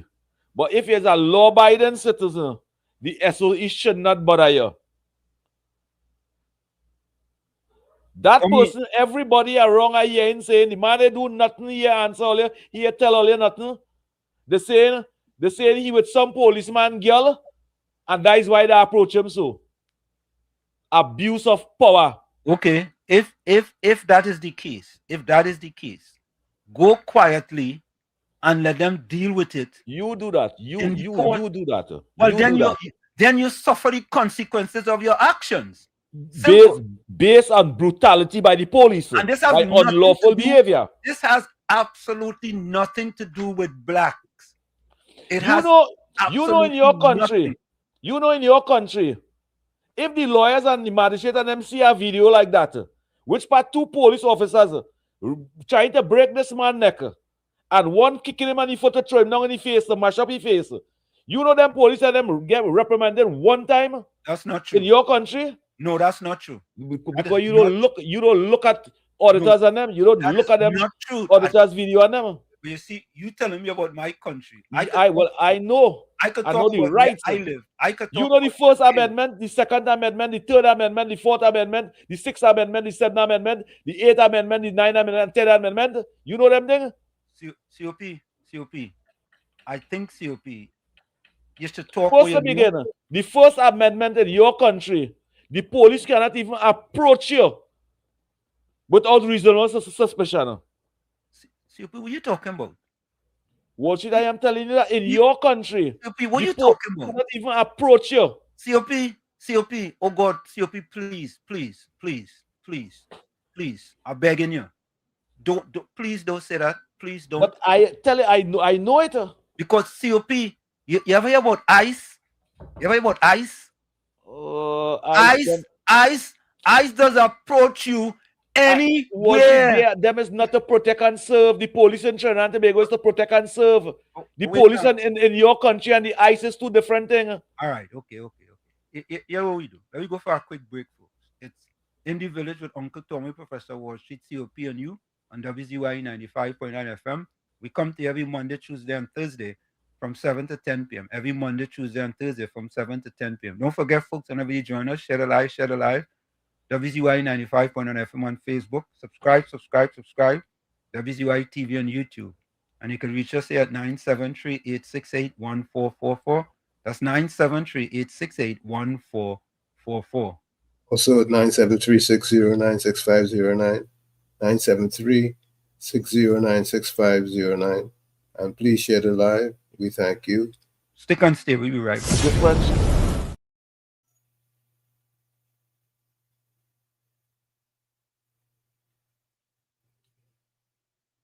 Audio, no audio. You're listening to WZYE 95.9 FM. You are listening to WZYE 95.9 FM, the most influential name in Caribbean radio in the tri-state area. Broadcasting from East Orange, New Jersey, the most influential name in Caribbean radio, WZYE 95.9 FM. Back with you. It's In the Village with Uncle Tommy, Professor Wall Street, COP and you on WZYE 95.9 FM. We come to you every Monday, Tuesday, and Thursday from 7 to 10 p.m. That's every Monday, Tuesday, and Thursday from 7 to 10 p.m. Don't forget, whenever you join us, share the live. WZYE 95.9 FM on Facebook. Subscribe. WZYE TV on YouTube. And you can reach us here at 973-868-1444. That's 973-868-1444. Also at 973-609-6509. That's 973-609-6509. And please share the live. We thank you. Yeah. So let me read this, right? You have a call? Let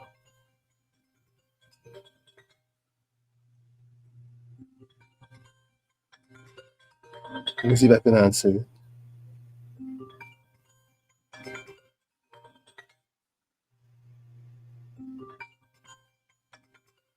All right, let me read this for you guys. Go ahead. Yes, police in America can legally detain you based on reasonable suspicions. This is a Terry stop. Thank you, Mr. Florida. Allowing a brief temporary investigation, questioning, or a pardon for weapons if officers have specific articulable facts that you are, have been, or will soon be involved in a crime which is more than just a hunch. Key details on reasonable suspicion, detention, purpose. The stop must be brief and for investigative purposes. Scope. Police can stop you, ask questions, and request identification in some states. Pardon. Officers may perform a limited pardon frisk of your outer clothing, but then you don't have, only if they have reasonable suspicions. I add that in. Yeah. Financial Guru, welcome. Yeah, I didn't really want to stay on that topic tonight. That is why. Okay, so well, if you don't, when you want to do Thursday, let me do it Thursday. Thursday? Yeah. No problem. All right, no cool. Problem. No problem. Later. Yeah. Tommy, I think Tommy, you could be driving in your car in America, and police stop you. Right? Take the call. Let me take the call. Caller, you live. Caller, you live. Yeah. Uncle Tom? Yes, sir. Professor? Yeah. Yeah. The question I want to ask COP. What 100% agree with you. But here the question I want to ask COP. If he was in that situation with him, what would he have do? Go peacefully or retaliate like what the fellow was doing? Because why I want to ask him that question, don't try to create no violence with the people who done under pressure and violence already. Because I telling you, yes, the people say the man didn't do nothing, and himself he do or he didn't do. But you could see where the police trying to subdue the man, and the man fighting up. If you ain't do nothing, just rock back and go in the police station. If you ain't do nothing, they can't charge you. But COP, don't try to inflict that kind of violence, because if he was in that situation, Professor Tom, what would he have do?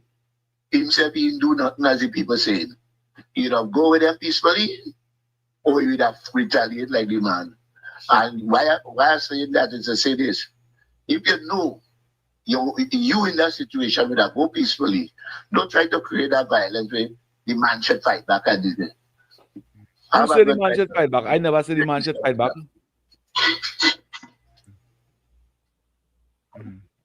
Thank you.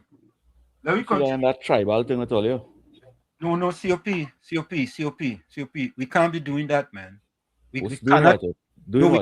No, we cannot be doing that. What are you doing? Come on, man. They cannot think about tribal thing, man. We're not doing that. That's what I see in all shit. No, that's not what we're doing, COP. All right, you will send a paper for my arm. So what I can say and what I can't say now. COP, really and truly? Really and truly? Because I don't think I see anything about it. COP? You going there on COP, come on, man. I have never, ever send anything to you to tell you you cannot say A, B, or C on this program. Why are you going? And why are you telling me that now? Because I'm telling you that is not the type of things we want to hear here on the program. But nobody is speaking nothing bad. Me say nothing bad. But no, we're not into this tribal kind of thing. We're not. I have never sent you anything to tell you cannot say anything on this program. Never. I don't do that. I don't muzzle nobody. I have never muzzled anybody on WZYE 95.9 FM. Never. Oui, papa. Oui, papa. Okay. So let me continue here. This is what Caribbean Soul, Mr. Florida sent me, right? Key details on reasonable suspicion detention. Okay. Duration. The detention must be temporary, brief, and for investigative purposes. So they could stop you for investigative purposes. Officers can ask for identification. In some states, you're required to provide it. Ask questions and perform a pat-down frisk of outer clothing for weapons if they fear for safety. Limitations. With only reasonable suspicion, police cannot arrest you or conduct a thorough search of your person, car, or home. Escalation. If the investigation during the detention yields further evidence, the reasonable suspicion can escalate to probable cause, at which point you can be arrested. So in this country, they can stop you for reasonable cause. Because this is a stop and ID state. This is a stop and ID state. So they could do those things. And they will pressure the person now to resist by grabbing the hand, by grabbing them, by roughing them, and pressure them when human instinct kick in to move your hand when have somebody looking to grab your hand. The pressure you to resist. And then after they'll beat you up. They'll slam you on the ground. Not even thinking about, hey, look, we hurting somebody over here. We hurting somebody just as human being, just as ourselves. They're not even thinking about that. And human being not even thinking about that part too. And I must support them thing. Oh, one minute. Hold on. Go ahead, Mr. Florida. Yeah, Mr. Simple, you know, every police officer over here have the body cams, Mr. COP. It have transparency. All right. Listen, Mr. Florida, let me leave that discussion, all right? Let me leave that discussion. All right? Yeah, let me leave that discussion. We moving on. I agree. We set up my pressure over here this already night. Old man like me always trying to get thicker. Mr. Waffler, we're not talking about that discussion. We're not talking about that anymore. We're moving on. No, move on. I agree with you. I was about to say, move on. But in all fairness to COP, while I disagreed with him on the previous subject, I know you're moving on, but I'm glad you're taking control of the situation. Wall Street. Imagine some of these same people on the chat. How did they say he's being racist? It's so stupid, man. Come on, people. You're better than that, man. But them can say that about Wall Street. What tell me I can't say listen. That is it. That is it. All right. Go on. That is it. You're moving on. That is it. You're moving on. There we go. So, oh God. Uncle Tommy. Already taking your call. We're not talking about that no more. We're done with that. You should play this clipper. I agree. It's sad, Uncle Tommy. You should play this clip and let me deal with this clipper. Wait. Go ahead, Ulrich. I know you done that. But you see that why sometimes I say you must have an open mind. You ain't listening to COP point, you're only driving your point alone. Listen a little bit, answer them. Listen a bit. I don't know what's going on with you these days, you know. You ain't taking your medicine now.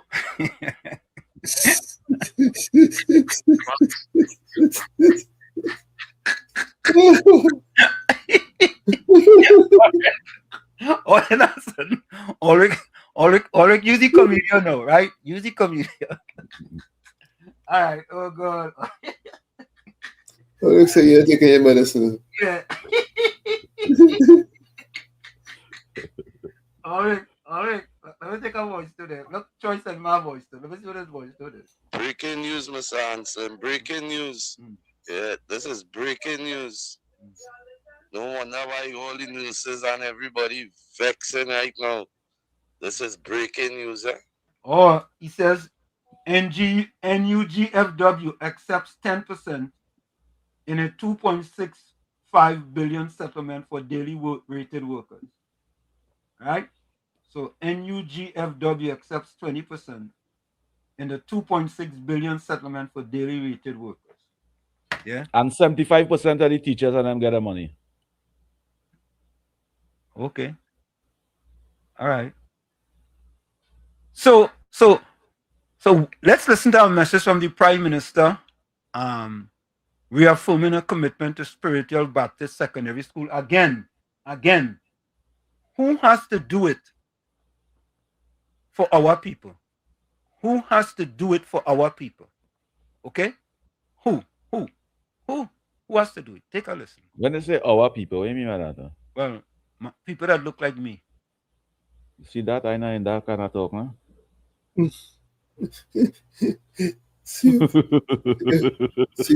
Because you see, land alone is not enough. Land is important, but it is not enough. The pathway out of poverty, the passport to a better quality of life, you heard me say it all the time, is empowerment and dignity with education. Speaking at a Spiritual Baptist Liberation Thanksgiving service in Moruga, Prime Minister Kamla Persad-Bissessar says education remains the key to empowerment and economic mobility, as she reaffirmed the government's commitment to establishing a secondary school for the Spiritual Baptist community. In the lower house last Friday, the Prime Minister first announced that government will establish the secondary school for the Spiritual Baptist community, noting that Cabinet had already agreed to the long-standing request. During remarks for Spiritual Baptist celebrations on Monday, the Prime Minister assured that government will work directly with the Spiritual Baptist community to bring the proposed community. When the community rises, our nation rises. Talk to the Baptist community. We'll work it out and plan through consultation what we do, how we go forward with the secondary school. Mrs. Persad-Bissessar described the Spiritual Baptist faith as a haven, one that has partially shaped her future. I related a part of this story in Parliament on Friday. It's important we understand this. I said that I was baptized in the faith. I said I'm not only wearing these beautiful clothes because I like it, but because I was baptized in the faith. I tied my head from way back as a child. And then one on the other side stood up and said, hypocrite, I don't know Indian people that's been baptisting. Well, maybe you should come down here in Moruga Tableland today. Come and see and learn. The Prime Minister also praised the resilience of the Spiritual Baptist community, noting that even when their worship was forbidden, their faith endured and grew stronger. Daniel John, TTT News. Again. And what's it there? Promise made? Promise gonna be kept. Another promise that was made. When you see that, Yeah. let me ask Uncle Tommy this question. Uncle Tommy, when you see that crowd over there, what you see? I see a diverse society. I see a beautiful race of people that fighting and struggling for betterment to come their way. Thank God the Honorable Prime Minister is at the side. That is what I see.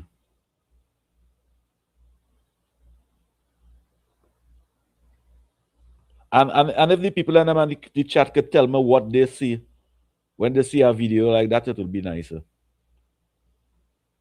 Let's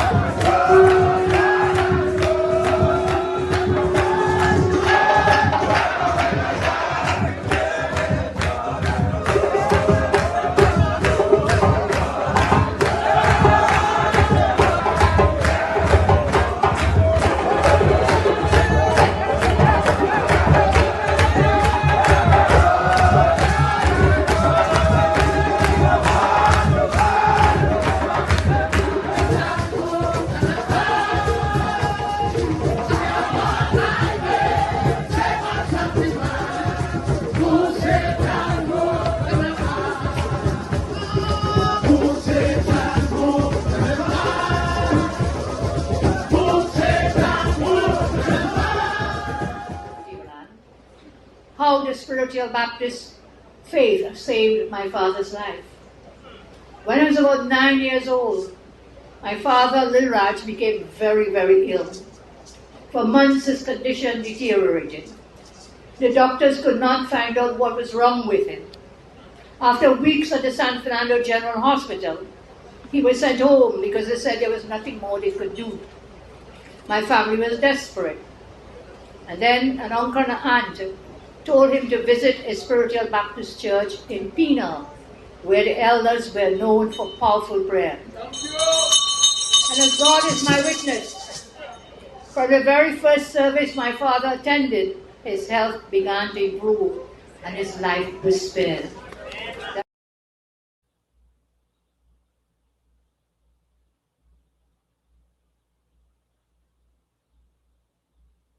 Audio, no audio. Your mic's muted. Wall Street, your mic is muted. Okay. Yeah. I don't know what has happened. And that thing does happen. So another testimony by the Prime Minister on, what happened with her family. It's just interesting. Just very interesting. Right?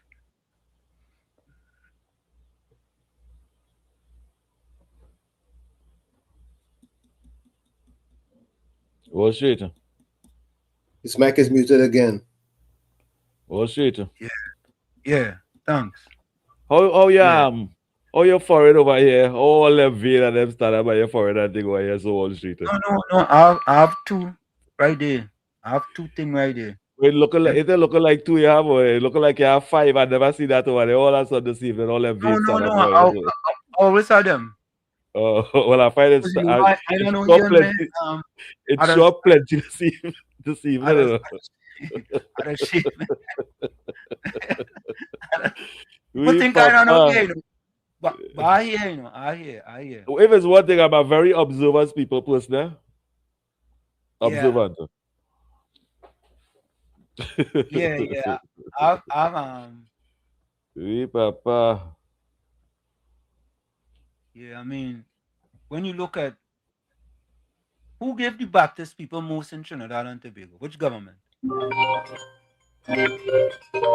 I want to ask how much people outside there would like to see the Baptist community get the secondary school. Can you all please tell me that in the chat? That's an easy answer. If all you want are Baptist schools in this country.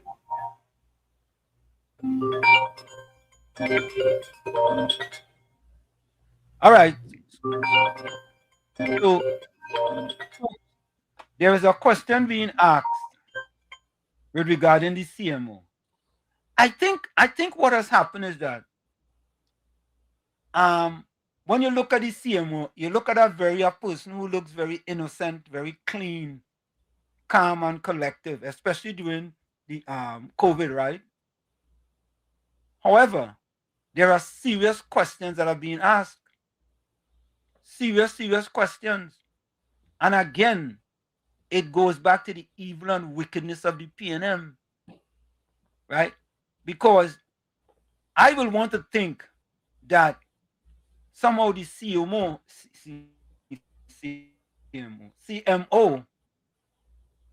had to have some type of dealings with the Minister of Health back then, right? He couldn't just do things nilly-willy on his own, right? He may have need to get the blessings from the former Minister of Health. I'm thinking. So, I want you guys to listen to this. This is an editorial. Who gave you that authority? An editorial is Anthony O'Brady. The facts are now on record, and they are damning.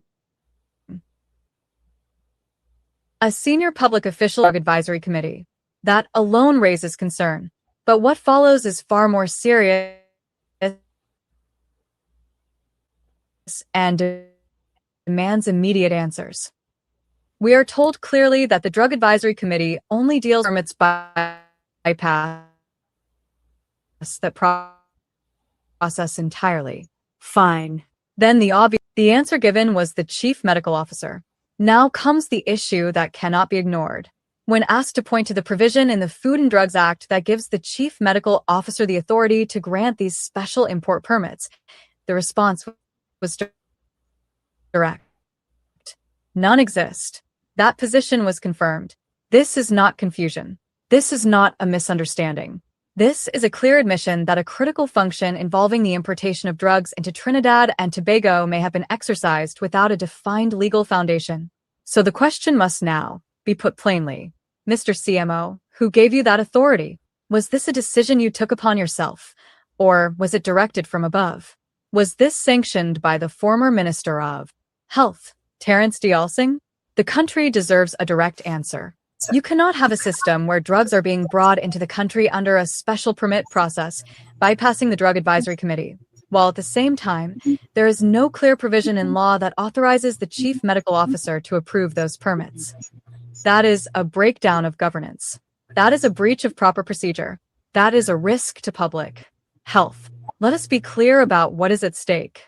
The importation of drugs is not a routine administrative task. It involves safety, quality, and the lives of citizens. That is why the law establishes structures like the Drug Advisory Committee. That is why there are procedures for registration and oversight. When those safeguards are bypassed, and when decisions are made without clear legal authority, the entire system is compromised. The former PNM administration cannot escape responsibility. Systems like this do not operate in isolation. They exist because they are allowed to exist. If the chief medical officer was exercising such authority, then the Minister of Health at the time had a duty to know, to approve, or to stop it. Silence now will only deepen suspicion. The public needs answers to very specific questions. How many special import permits were granted? Over what period? For which drugs? Who requested them? What documentation was used to justify approval? What safeguards were in place to ensure safety and compliance? And most important, under what legal authority were these decisions made? This is not politics. This is accountability. This is about whether the laws of Trinidad and Tobago were respected or ignored. Mr. CMO, the time for silence is over. Come clean. Tell the country who gave you that authority. If it came from the former Minister of Health, say so. If it did not, then explain how such power was exercised without legal backing. The people of Trinidad and Tobago deserve transparency. They deserve a system that follows the law. And they deserve leaders who are prepared to answer when serious questions are raised. Right? Think about that. Yeah? Think about that. Who are the people? Who are the people? Right? Which people was being allowed to bring drugs into the country? You know? Free. No watchdog, nobody watching them. The CMO make a decision. Hey, partner, you over there? You want to bring that in? Good to go. The minister was telling boss, you see that company over there? You have to give them preference, you know. Them have to bring in the stuff, you know. Them just pay kickback. Them just pay kickback. Huh? Them just pay kickback. Give them that special license. Somebody palm game grease. Yeah? That's exactly what was taking place there. Yeah, you see? And but the thing about it is this. What are going to be the consequences of those actions?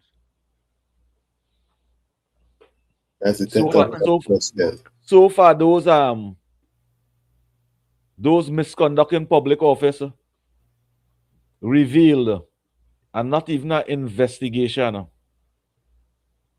Why the government though implement investigation this thing and instruct the police officers and them to do investigation? Why them thing not happening and only revealing? Should I say fabricated stories? Do you believe that is fabricated stories?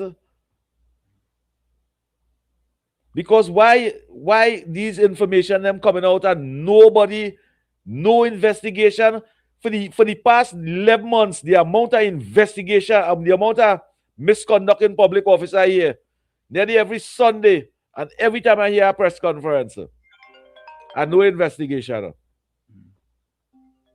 No investigation, no accountability. It just finishing right there. 9 days mentality. 21 days mentality. And then that we forget that, and that right, and our next story will pop up again. Mr. Waffler, welcome. What the hell is this thing? You know, when you show, that's the CMO picture you had up there? Yeah, that's the CMO. Yeah, that's the CMO picture. At first glance, just at first glance, I thought, well, one of the best governors in America had moved to Trinidad. He looked just like the governor of, you don't find he look a little bit like the governor of Florida? He looked like a little bit like him, boy. No. I find he look like a pretty boy fella. Yeah, he nicer than that fella. Well, where you think the governor of Florida, former Navy man, I mean, yeah, good looking fella. Yeah. What's his name again? You see you? Yeah. Go on and Google it. You just like trouble. You ain't gonna set me up. I tell you I can deal with all the fellas with both hands tied behind my back and one piece of my brain and the rest of my brain behind me. Don't try that nonsense. Anyway, but listen to me now. But I think you have to give COP some Synatogen 12 that you use into. All they ask people to comment on what you saw in the pictures with the spiritual Shorter Baptist event, what you all see, and all they bypass that like a full PTSD bus. They don't want to talk about that.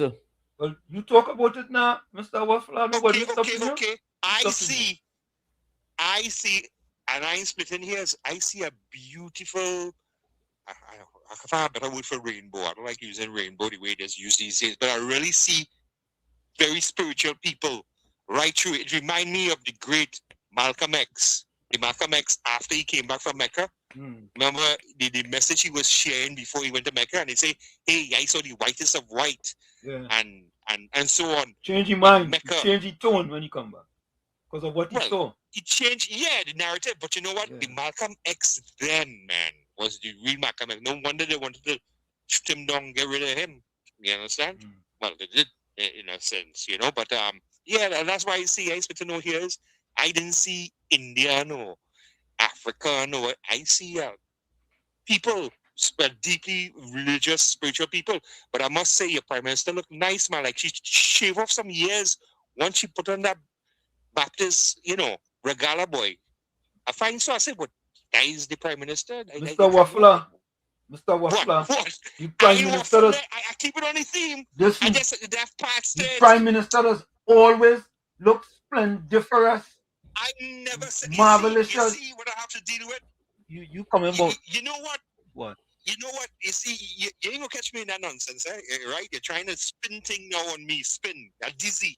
Make everybody dizzy. Anyway. Later, fellas. They don't just come with that with this spin talk, boy. Alright, look at my voice note here. Or ability voice. It's a good thing.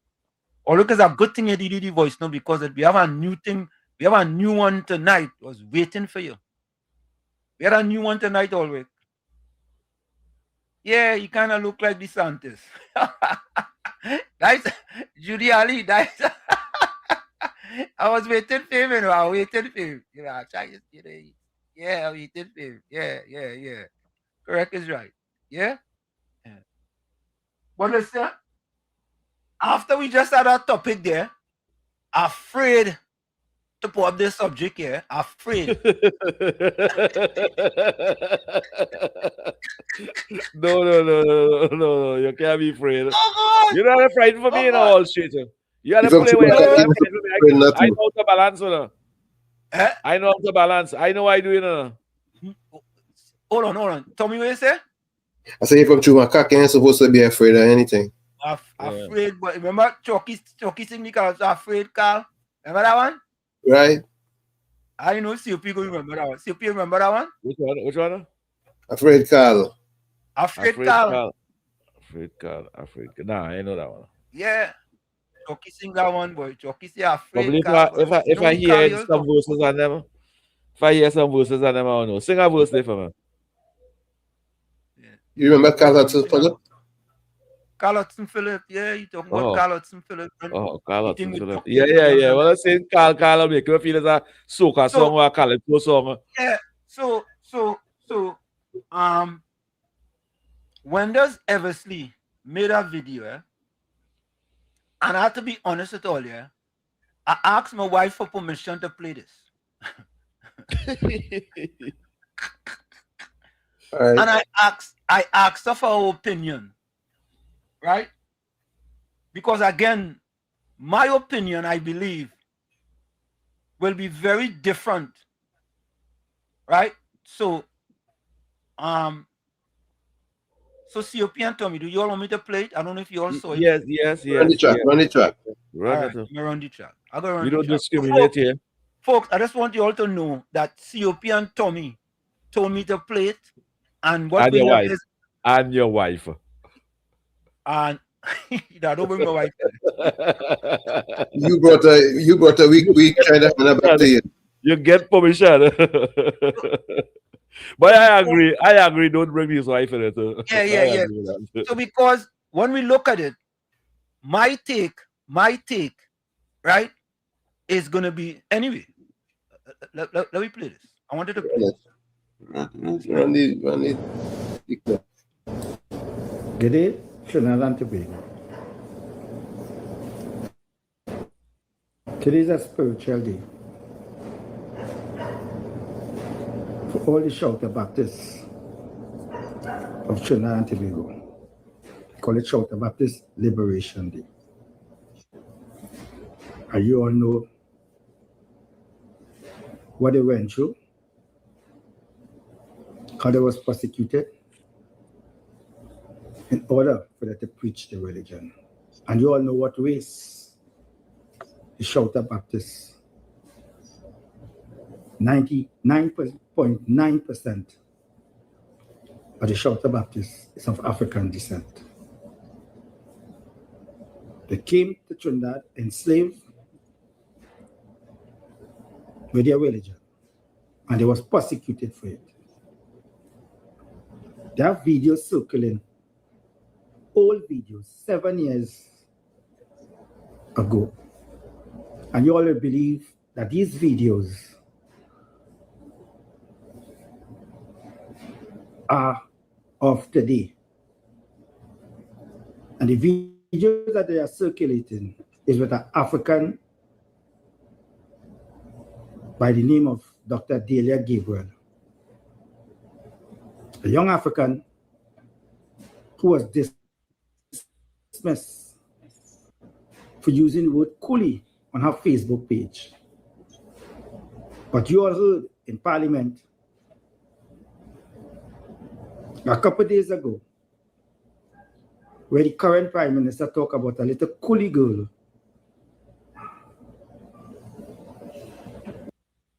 and I'm going to stop it there. And let me say something. You see, I just use a quote here, and I'm going to use it here. If you think education is expensive, try ignorance. And here is why. You see, in this country, you as a person of another race cannot call me the N-word. I could call myself the N-word. I could call myself the N-word. But a person, let me say it plain and blank, a white person cannot call me the N-word. That's understood. That's understood. This, what he's saying there, makes absolutely no sense. None. Because she called another person the C-word, and the Prime Minister called herself the C-word. Totally different. Totally different. So this, what he's saying there is absolutely googly gawk. In this country, United States of America, a white person cannot, not just say they cannot, right? They will understand that I can't go and call a black person the N-word, but I could call myself the N-word. I could say my N, my this, yes. So if he understood that, he would have never said this. Never. Go ahead. Tommy? Well, I know that to be a fact, that because Richard Pryor actually made a fortune using that word in every 2 sentences. Correct. But you couldn't have somebody like I'm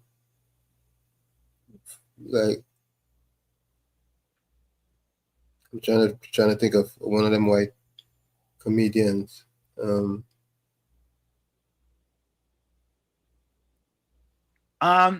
you're trying to find one of them. Just a white comedian, any white comedian. Any white comedian couldn't say the same thing that Richard Pryor said. Correct. He could not say it. He could not say it. He could get away with it. There's a big difference. So this analogy here that he's making makes absolutely no sense. None. Zero. And if all you notice, at least we here didn't touch on that statement with respect to and look at this. Look at this. You all read that.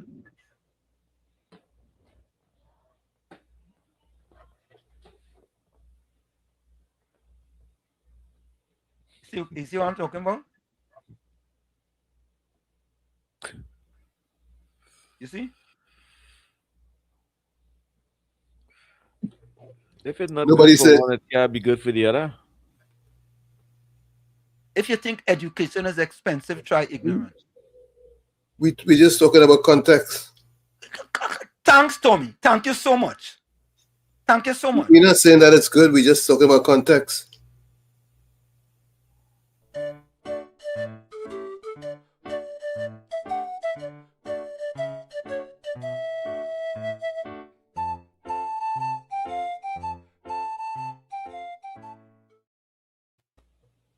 Context. That is what's important. Context. Context. You see, Tommy? So when you're trying to make that analogy, right? It falls on its face. Mr. Florida, welcome. Gary Owens, he couldn't say that. Correct. The white comedian, he couldn't say that. Couldn't say. But when we call himself the blackest man in the world. There you go. Yeah. Nobody else, no other politician in saying, well, where he calling himself that from? Because he's a black man. Correct. It comes like nothing. Yes. And he could say that.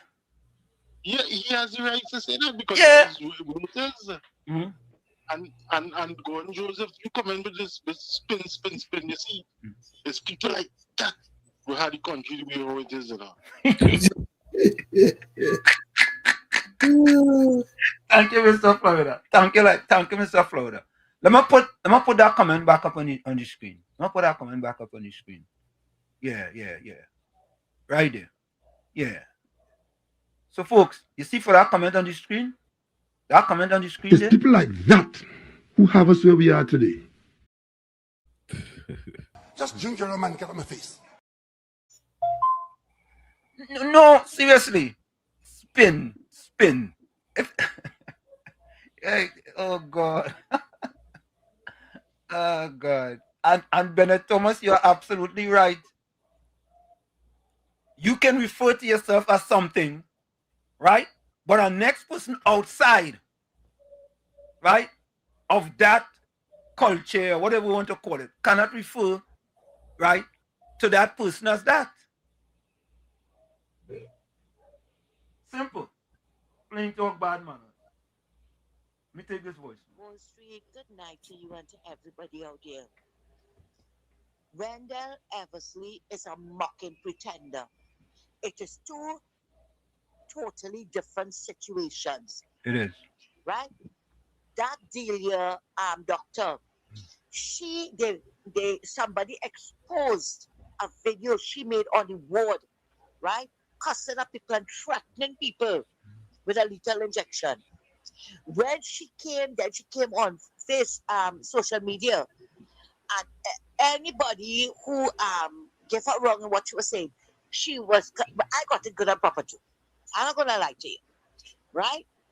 And everybody she find name not looking like hers, I never say put it that way. She was still calling them the C word. Mrs. Pasabi says I never called anybody the C word. She never did. She referred to herself. Correct. Correct. But you know what is amazing? You didn't hear them. You didn't hear this outcry from these mocking pretenders and sanctimonious hypocrites and them. When Keith Rowley talked about the Jamet, or when Shortron was using the other set of the other set of words, no, it did not offend anybody. But because Mr. Pasabi said that, referring to herself, not somebody else like what the doctor did, that offended everybody. I'm telling you, I don't know if it's ostrich syndrome, sanctimonious hypocrisy, or mocking pretenders. I'm still trying to figure it out. Thanks a lot. Thank you. Thank you. Don't strain your brain, though. Yeah. Don't strain your brain. Don't strain your brain. Go ahead, Mr. Waffler. You're going to waffle again? Afraid Carl, the one they call the Baron of Maraval. Hey, Wall Street, COP is a young boy compared to the two all year. He's a young boy like me. He wouldn't know them thing. You only know soca thing and all that. Yeah, he says soca. If it's a soca or something, he's a young chip like me. I just know because from YouTube and stuff and all that. But I was not wrong then. You was not wrong then? What? You see, he gonna elevate that now. Yeah. I'm just being facetious. Well, you but COP, do you remember that song, Afraid Cow? Nah, you remember it. That was a masterpiece. That was a masterpiece. The Baron of Maraval. Yes. And you know who was trying to get that title? The Baron of Maraval. Who's that? He live out there. The sleepy Rasta man. Who sing that song? Who sing that song? Who sing that? Chucky. I never like them PNM people, and I never really listen to them PNM people and them.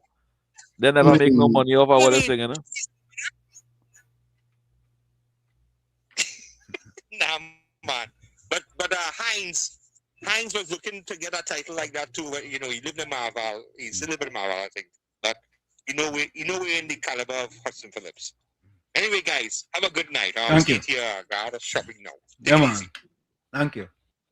Yeah, that was a I find if it's walk like a donkey, it's gone. I find that is so disrespectful. Use a better word than that now.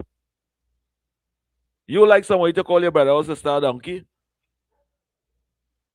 Just school? Don't do that now, man. Use better words than that.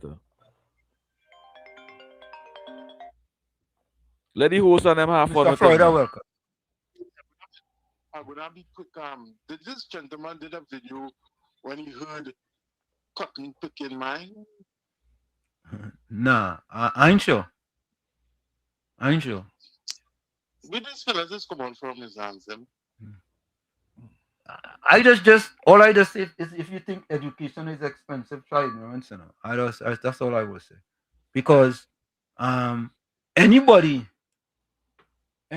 who knows about history, whether you're in Trinidad, whether you're outside of Trinidad, will know that, certain people can say certain things about themselves and other people outside of that class or whatever you want to call it cannot say the same thing. And we use the great example that we have here in the United States of America.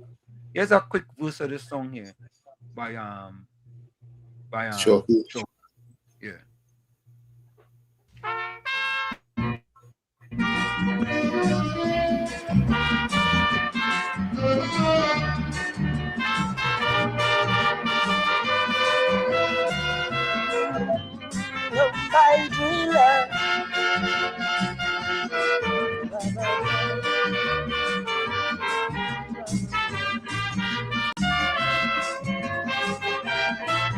This is Caribbean. Like my friends and them don't like me. They want police, all jockey. All the things they want me sing about. This government got jail my snout. They want me to sing and say, move the lovers from the highway and have the whole extension store right inside the heart of Whitehall. But not me, afraid car,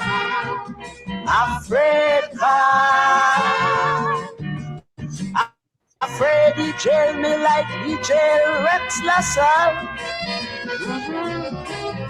They want me sing about when fathers died.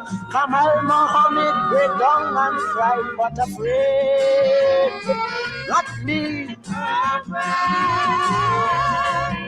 They say a young minister was found in a hotel with a call girl in town, but I ain't singing about that. Afraid decision. That was a classic Chucky. back then. You understand?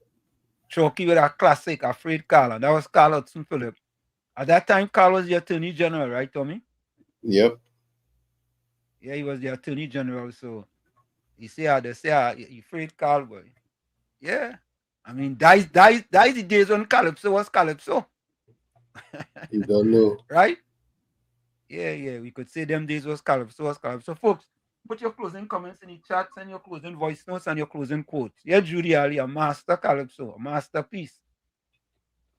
Yes, Kilroy, Calypso boy. Yeah, correct is right, you know. Jay Howlett, Chalky. That is when they used to sing Calypso. And think about it, eh? They used to say Chalky's at PNM and Chalky was singing about the PNM, eh? Or you used to get them left, right, and center. Left, right, and center. Chalky. Remember, he used to call Eric Duffy. Yeah, he used to call Eric Duffy. You understand? Yeah, but when Patrick Manning take over, he called nobody done see again. He started to put support Patrick Manning from Patrick Manning time to now. Manning had some good programs in place, you know. I ain't gonna lie. Yeah, Manning had some good program, but politics when you disagree and you support misconduct in public office, you had to go. But I don't know. I feel that people just want to say that how the current government trying to censor Calypso. I don't see that. I really don't see that.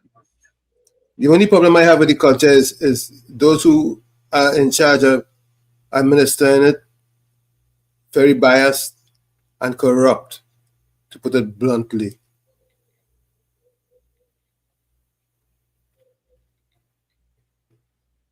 So they are their own downfall then. That's what you're saying? Absolutely. Well, shit, you know it has some smart glasses. Yeah. Eh? Uh-huh. I think you need that smart glasses so you can see properly now. I just want to hear Uncle Tommy. Why you say that? I find things for you to see and not see these days. I just advise you can try a smart glasses. What do you mean? Things in the chat? Oh. Well, no. If there's three of us here, you know, if you mentioned just now, that some people thinking that the government trying to censor Calypso. So all I said is that you know it has some smart glasses. Things that you cannot see much, as smart glasses will help you to see clearly. That being stand up there again. That gone over your head, boy. Wall Street. That being stand up there. That gone up the coconut tree. That gone over your head, Wall Street. That gone way over your head. Tommy, help me now. I feel the best thing to do is just move on. Yo, I mean, I miss it. No, I miss anyway. All right. So, you know, that just goes to show COPs that, you know, I can't catch everything. Well, okay. You have two other brothers here will help you catch you. Yeah, right. That's what it's supposed to be. You know what I mean? I agree. It's a team. TEAM Yeah. spells together, everyone achieves more. TEAM together, everyone achieves more. Yeah, that is it. Um,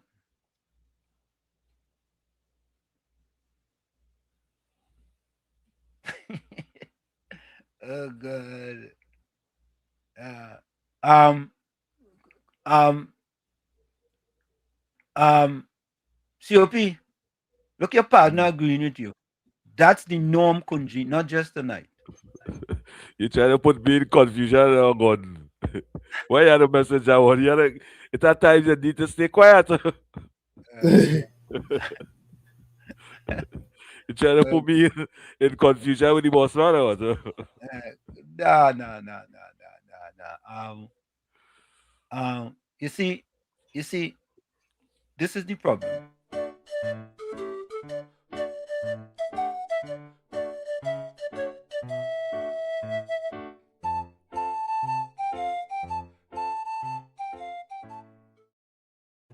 That is why you hit it under the belt. That's why you... Oh God. Gordon, that's why I had nothing to do with that. Oh, Look, if I look at just leave Gordon alone, I will feel comfortable. Yes, Susan, the chat hot tonight, girl. Yeah. Susan, good night to you and your husband and your family. I hope you all had a splendiferous day today. Anderson, you have a minute. I remember this minute useful. Next thing you go and tell people I don't take your call. Go ahead. I said yesterday, but someone you know anything about the nurses and back then. No, Anderson, I'm playing that video. All right, but I want to say the same protest said no. People have a thing to say, well, they didn't protest in 10 years. I think that protest more in 10 years. I think it's Anderson, I don't remember seeing them protest in the last 10 years. I don't remember. But you see, it's in the video. Okay. The protest bad. Okay. And the protest more than the protest in here now. Right? You lie. You lie, Anderson. Yeah. Anderson, you're lying. Mr. Watchy said in the video. I said, if Andy Williams say he can go play that night, yeah. Now, when you hear that video... No, because Anderson, I don't understand. Anderson. I think get the nurses what they needed. I'm going to let you talk. Anderson, I'm going to let you talk. Anderson, I don't understand something. Yeah. I don't understand why you want to play videos look like people trying to make your party look bad. No. I don't understand. Not about my party. It's about the nurses. I just go clinic.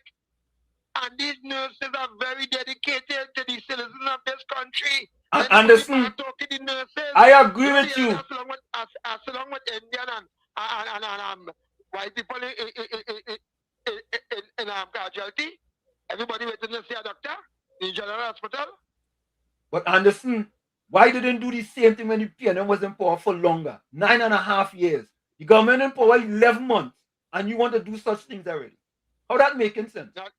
It's every year they're doing that, man. I think they should come to a closure with that. What every year? Come to a closure with the nurses and fix them up, man. Nah. They have money. Anderson, you know what this is? This is a O. You're wrong like a O. And then if I pay them a tip, majority of the money, majority, they live nada, but we can handle the nurses. All right, Anderson. All right. Okay, yeah. Well, shit, let me just say something about these nurses and then what.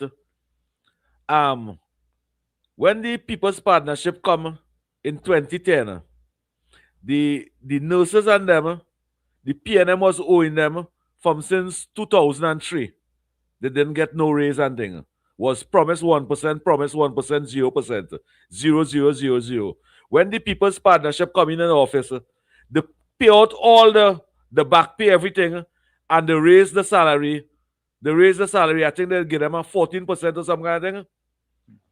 2013, they took care of them. And right now, them fighting for 2013 salary. So it's 2013 to 2016. 2016 to 2019. 2019 to 2021, 23, somewhere there. 5 negotiation. 5 negotiation. If the People's Partnership didn't come in from 2010 to 2015, them would have been working 2003 salary was 0%. 1% or somewhere there. Them wouldn't have been getting the kind of money they're getting now. You know? And them, Wall Street, it is a PNM party group in that hospital, lead by party group number 36 with the president of that organization. It's politics they're playing and abandoning. Let me tell you what they're doing. Them abandoning the most vulnerable, whilst they still have a salary gain every month, every fortnight. Every month, or every fortnight and every month, they're getting a salary. They're at least getting 14%. That is what they negotiated with the last time. They're naturally getting that. And them coming to protest to say, but our overtime money. And they leave sick senior citizen in that hospital there. Them leave sick babies in that hospital there. Them leave human beings suffer in that hospital over there for money. Auntie Kamala, don't give them none. Don't give them none. And to the president of that organization, only just tell yourself Rowling. I hear he in a news conference saying he and the minister, them days was Terence D.L. Singh, is friends, and we have a good relationship. And you never cuss him to negotiate. You never ask for wage payment raising. You never ask for that 5 negotiation, only keep a blind eye towards it. And coming and protesting now to help the PNM. To help the PNM do what? Deny all again? President of that nursing organization, the raise that all those nurses get, you didn't support it. What about the 1,500 nurses that, you see that teaching hospital in San Fernando, the Professor Wall Street? Their nurses was training there. Nurses was training in Cuba. Not 1,500, was 3,500. PNM come and close down all that. Now they say it's a shortage of nurses. Why the hell all they let PNM close it down? Why all they let Rowley close it down? All you know it's a shortage now. When a new government take place, Auntie Kamala have no negotiation with those PNM people and them. If they want to protest, let them protest and let them leave the work. Find ways and means to fire them. And bring other people, young, ambitious nurses and doctors who want to work. All right. Send them home. Yeah, I don't know. I want to give my closing quote. I hear that during the COVID, they get some biscuit from the Minister of Health. Was that true? A tin of biscuit. And he said, I'm a friend. We have a good relationship. A tin of biscuit. Jumbie biscuit and thing. Here's my closing comments. Today is Tuesday, Father. We are living Holy Week.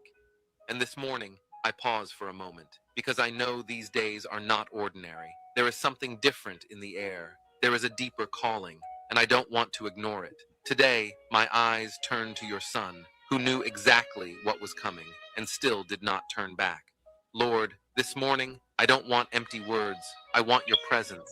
Breathe over me a new strength, a power that breaks every tiredness and every doubt. Let this prayer not be just a sound, but a cry that reaches my heart and awakens my soul. Father, look at me. So often I carry the weight of difficult choices.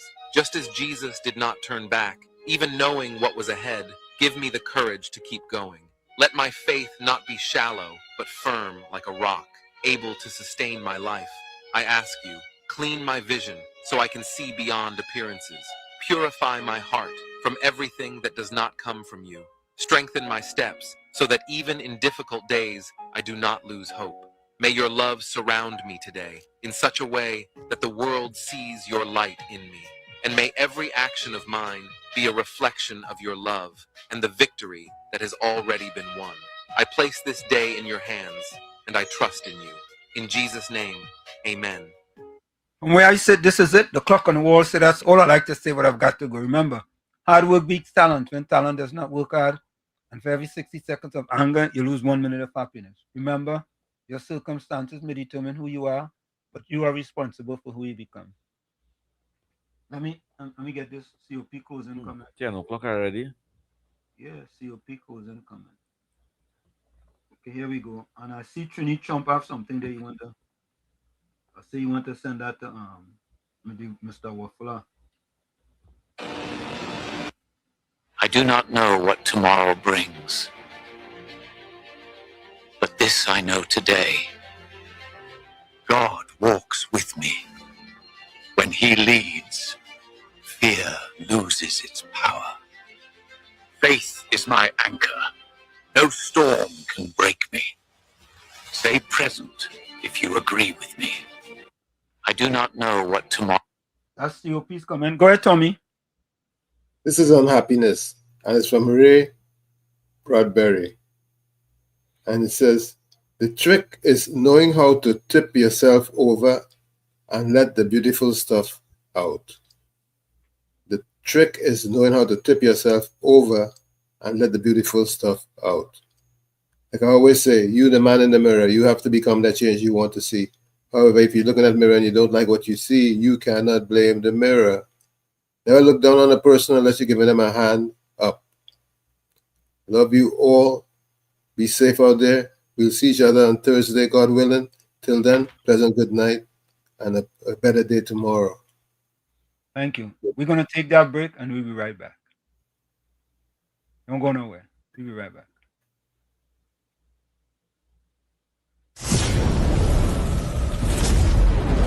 You're listening to WZYE 95.9 FM. You are listening to WZYE 95.9 FM, the most influential name in Caribbean radio in the tri-state area. Broadcasting from East Orange, New Jersey, the most influential name in Caribbean radio, WZYE 95.9 FM. We are back with you. It's In the Village with Uncle Tommy, Professor Wall Street, COP and you on WZYE 95.9 FM. We come to you every Monday, Tuesday, and Thursday from 7 to 10 p.m. That's every Monday, Tuesday, and Thursday from 7 to 10 p.m. Don't forget, folks, whenever you join us, share the live, WZYE 95.9 FM on Facebook. Subscribe. WZYE TV and YouTube. And you can reach us here at 973-868-1444. That's 973-868-1444. Also at 973-609-6509, 973-609-6509. And don't forget to share the live. Thank you. Yeah. Thank you. And 400 people locked on. 400 viewers we have tonight. And only 39 thumbs up. Only 39 thumbs up. Okay. Here's Trini Trump. Sleepy Joe Jr., why are you so preoccupied with me and Stormy Daniel? Is it because I had the real Stormy in a bed with me while you had to settle for her in a magazine in your toilet? I'm just asking. Mm-hmm. Sleepy Joe Jr., why are you so preoccupied with me and Stormy Daniel? Is it because I had the real Stormy in a bed with me while you had to settle for her in a magazine in your toilet? I'm just asking. That was for I don't know. I think that's for Mr. Waffler. Hey, Jamaica play Congo. Jamaica lost 1-0, boy. Wow. So they're not going to the World Cup? Is that what it is? Doesn't look good. I think that was the last qualification for the World Cup, you know. Hey, boy. Yeah. Monica says, I'm the first to hit the like button. Thank you, Monica.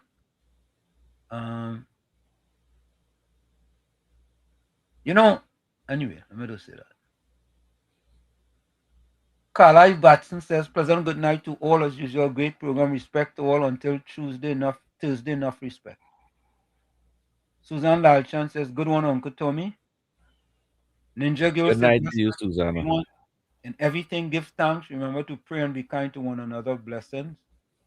And Ninja Girl, good night to you. Monica Ramke, soon be safe. Stay blessed till Thursday, God willing. Good night to you, Monica. Jay Howlett, it is okay to say no to situation or people that disrupt your peace. Angie says, blessed night, everyone, until we meet again on Thursday. Jay Howlett says, you don't have to win every single day. Some days just surviving is a victory. Correct is right. Santa Cruz says, till Thursday, God willing, stay blessed, stay safe, stay dry and hydrated, and stay away from hypocrites like he or God and the PNM propagandists. Ms. Santa Cruz closing comment. Betrayal by a traitor is not a mistake. It is a character reveal. If a snake bites you once, it's a snake. If it bites you twice, you're an idiot. Susan Lalchan says, very good night to all you beautiful, wonderful people. Sweet dreams, and see you on Thursday. God bless. Jay Outlet says, never hurt others to heal yourself. Never hurt yourself to heal others. Susan Lalchan said, he chatter tonight. Enjoy things. Have a peaceful night, folks. Until Thursday.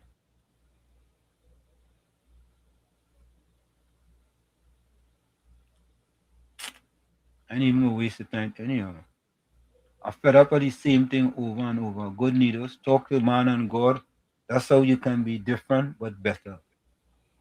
I don't. Anyway. Jay Howlett says, always listen twice. First of what's being said, then to who's saying it. You know. Yes. Monica Ramke soon say, well, she the things we do for love. Correct is right.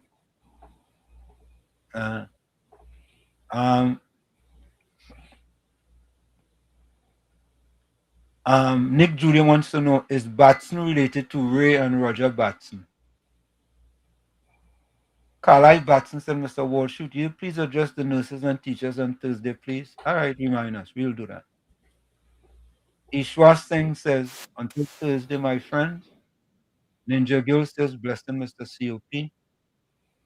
And to your family, Ninja Girl. Blessing to your family too. All right, so folks, and we're gonna go out with the new Trinidad, the new Trinidad WZYE hit. Uncle Tommy, Professor Wall Street. Thanks to Mr. Florida. Yes. Sorry. Yeah, we outside, folks. But I bet you, Mr. Florida, I'm going to give you some lyrics on that. Hey, your game time? Yeah. What? Right. We outside. See you guys tomorrow. Same WZYE time. Love. Thursday. No, watch out, watch it. You know, nobody, none of them is saying, yes, we want a Baptist school. Give the people them a Baptist school. Yeah, a few people want to say it in each other. Well, why didn't put us up? No, because I can't see, I know, I don't see everything in each other. Because it was the lease. All right, we out here. Take care. All right. Yeah. But it was the WZYE 95.9 FM. Trinidad on the airwaves. We originate, we not imitate. Love until born and bred. Pull up. We originate.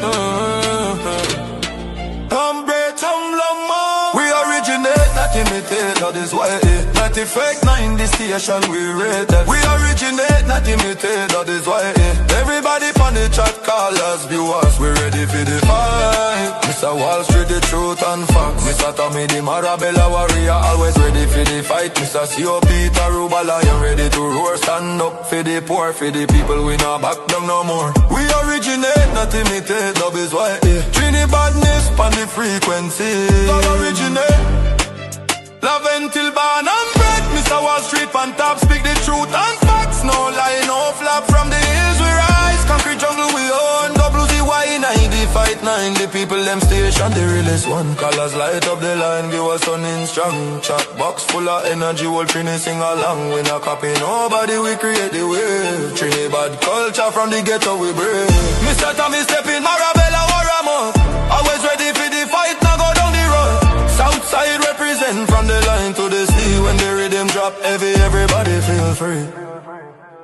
We originate, not imitate, WZYE. 95.9, the station we rate. Free original, not imitate, WZYE. Everybody on the chat call us, view us, we ready for the fight. Mr. Wall Street, the truth and facts. Mr. Tommy, the Marabella warrior, always ready for the fight. Mr. COP, Taruba Lion, ready to roar, stand up for the poor, for the people, we not back down no more. Mr. COP, the Taruba Lion, hear him roar for the poor and the youth, let me open the door. Stand up tall like the hills in Laventille. We see the vice when the streets them feel. We ready for the fight, but the fight for the culture, for the music, for the truth, for the rich in the future. Chatter scholars, viewers, all we one team. 90.9 blast it loud, live the dream. From Laventi concrete to Marabella, Taruba Lion, roar, make the whole place beat. We originate the style, not imitate the way. WZYE, Matty 5-9. Trini back to the grave. All the people panic. Trini back to the grave. Laventil, Banambre, Banabella, Warrior, Taruba, Lion, Ra, WZYE. We ready for the fight. All the people panic chat. Big up on us. Not imitate, I'll be fight. We have be fight. Nine the station we ready. We have be fight. Not imitate, I'll be fight. Everybody on the chat callers, viewers. We ready for the warrior. Ready for the raw. Trini bad pan the radio. Give them more. WZYE 95.9. Pull up. Yeah man. WZYE FM, the people's choice. Love and Tiban and bread. We originate, not imitate. Trinidad, one love.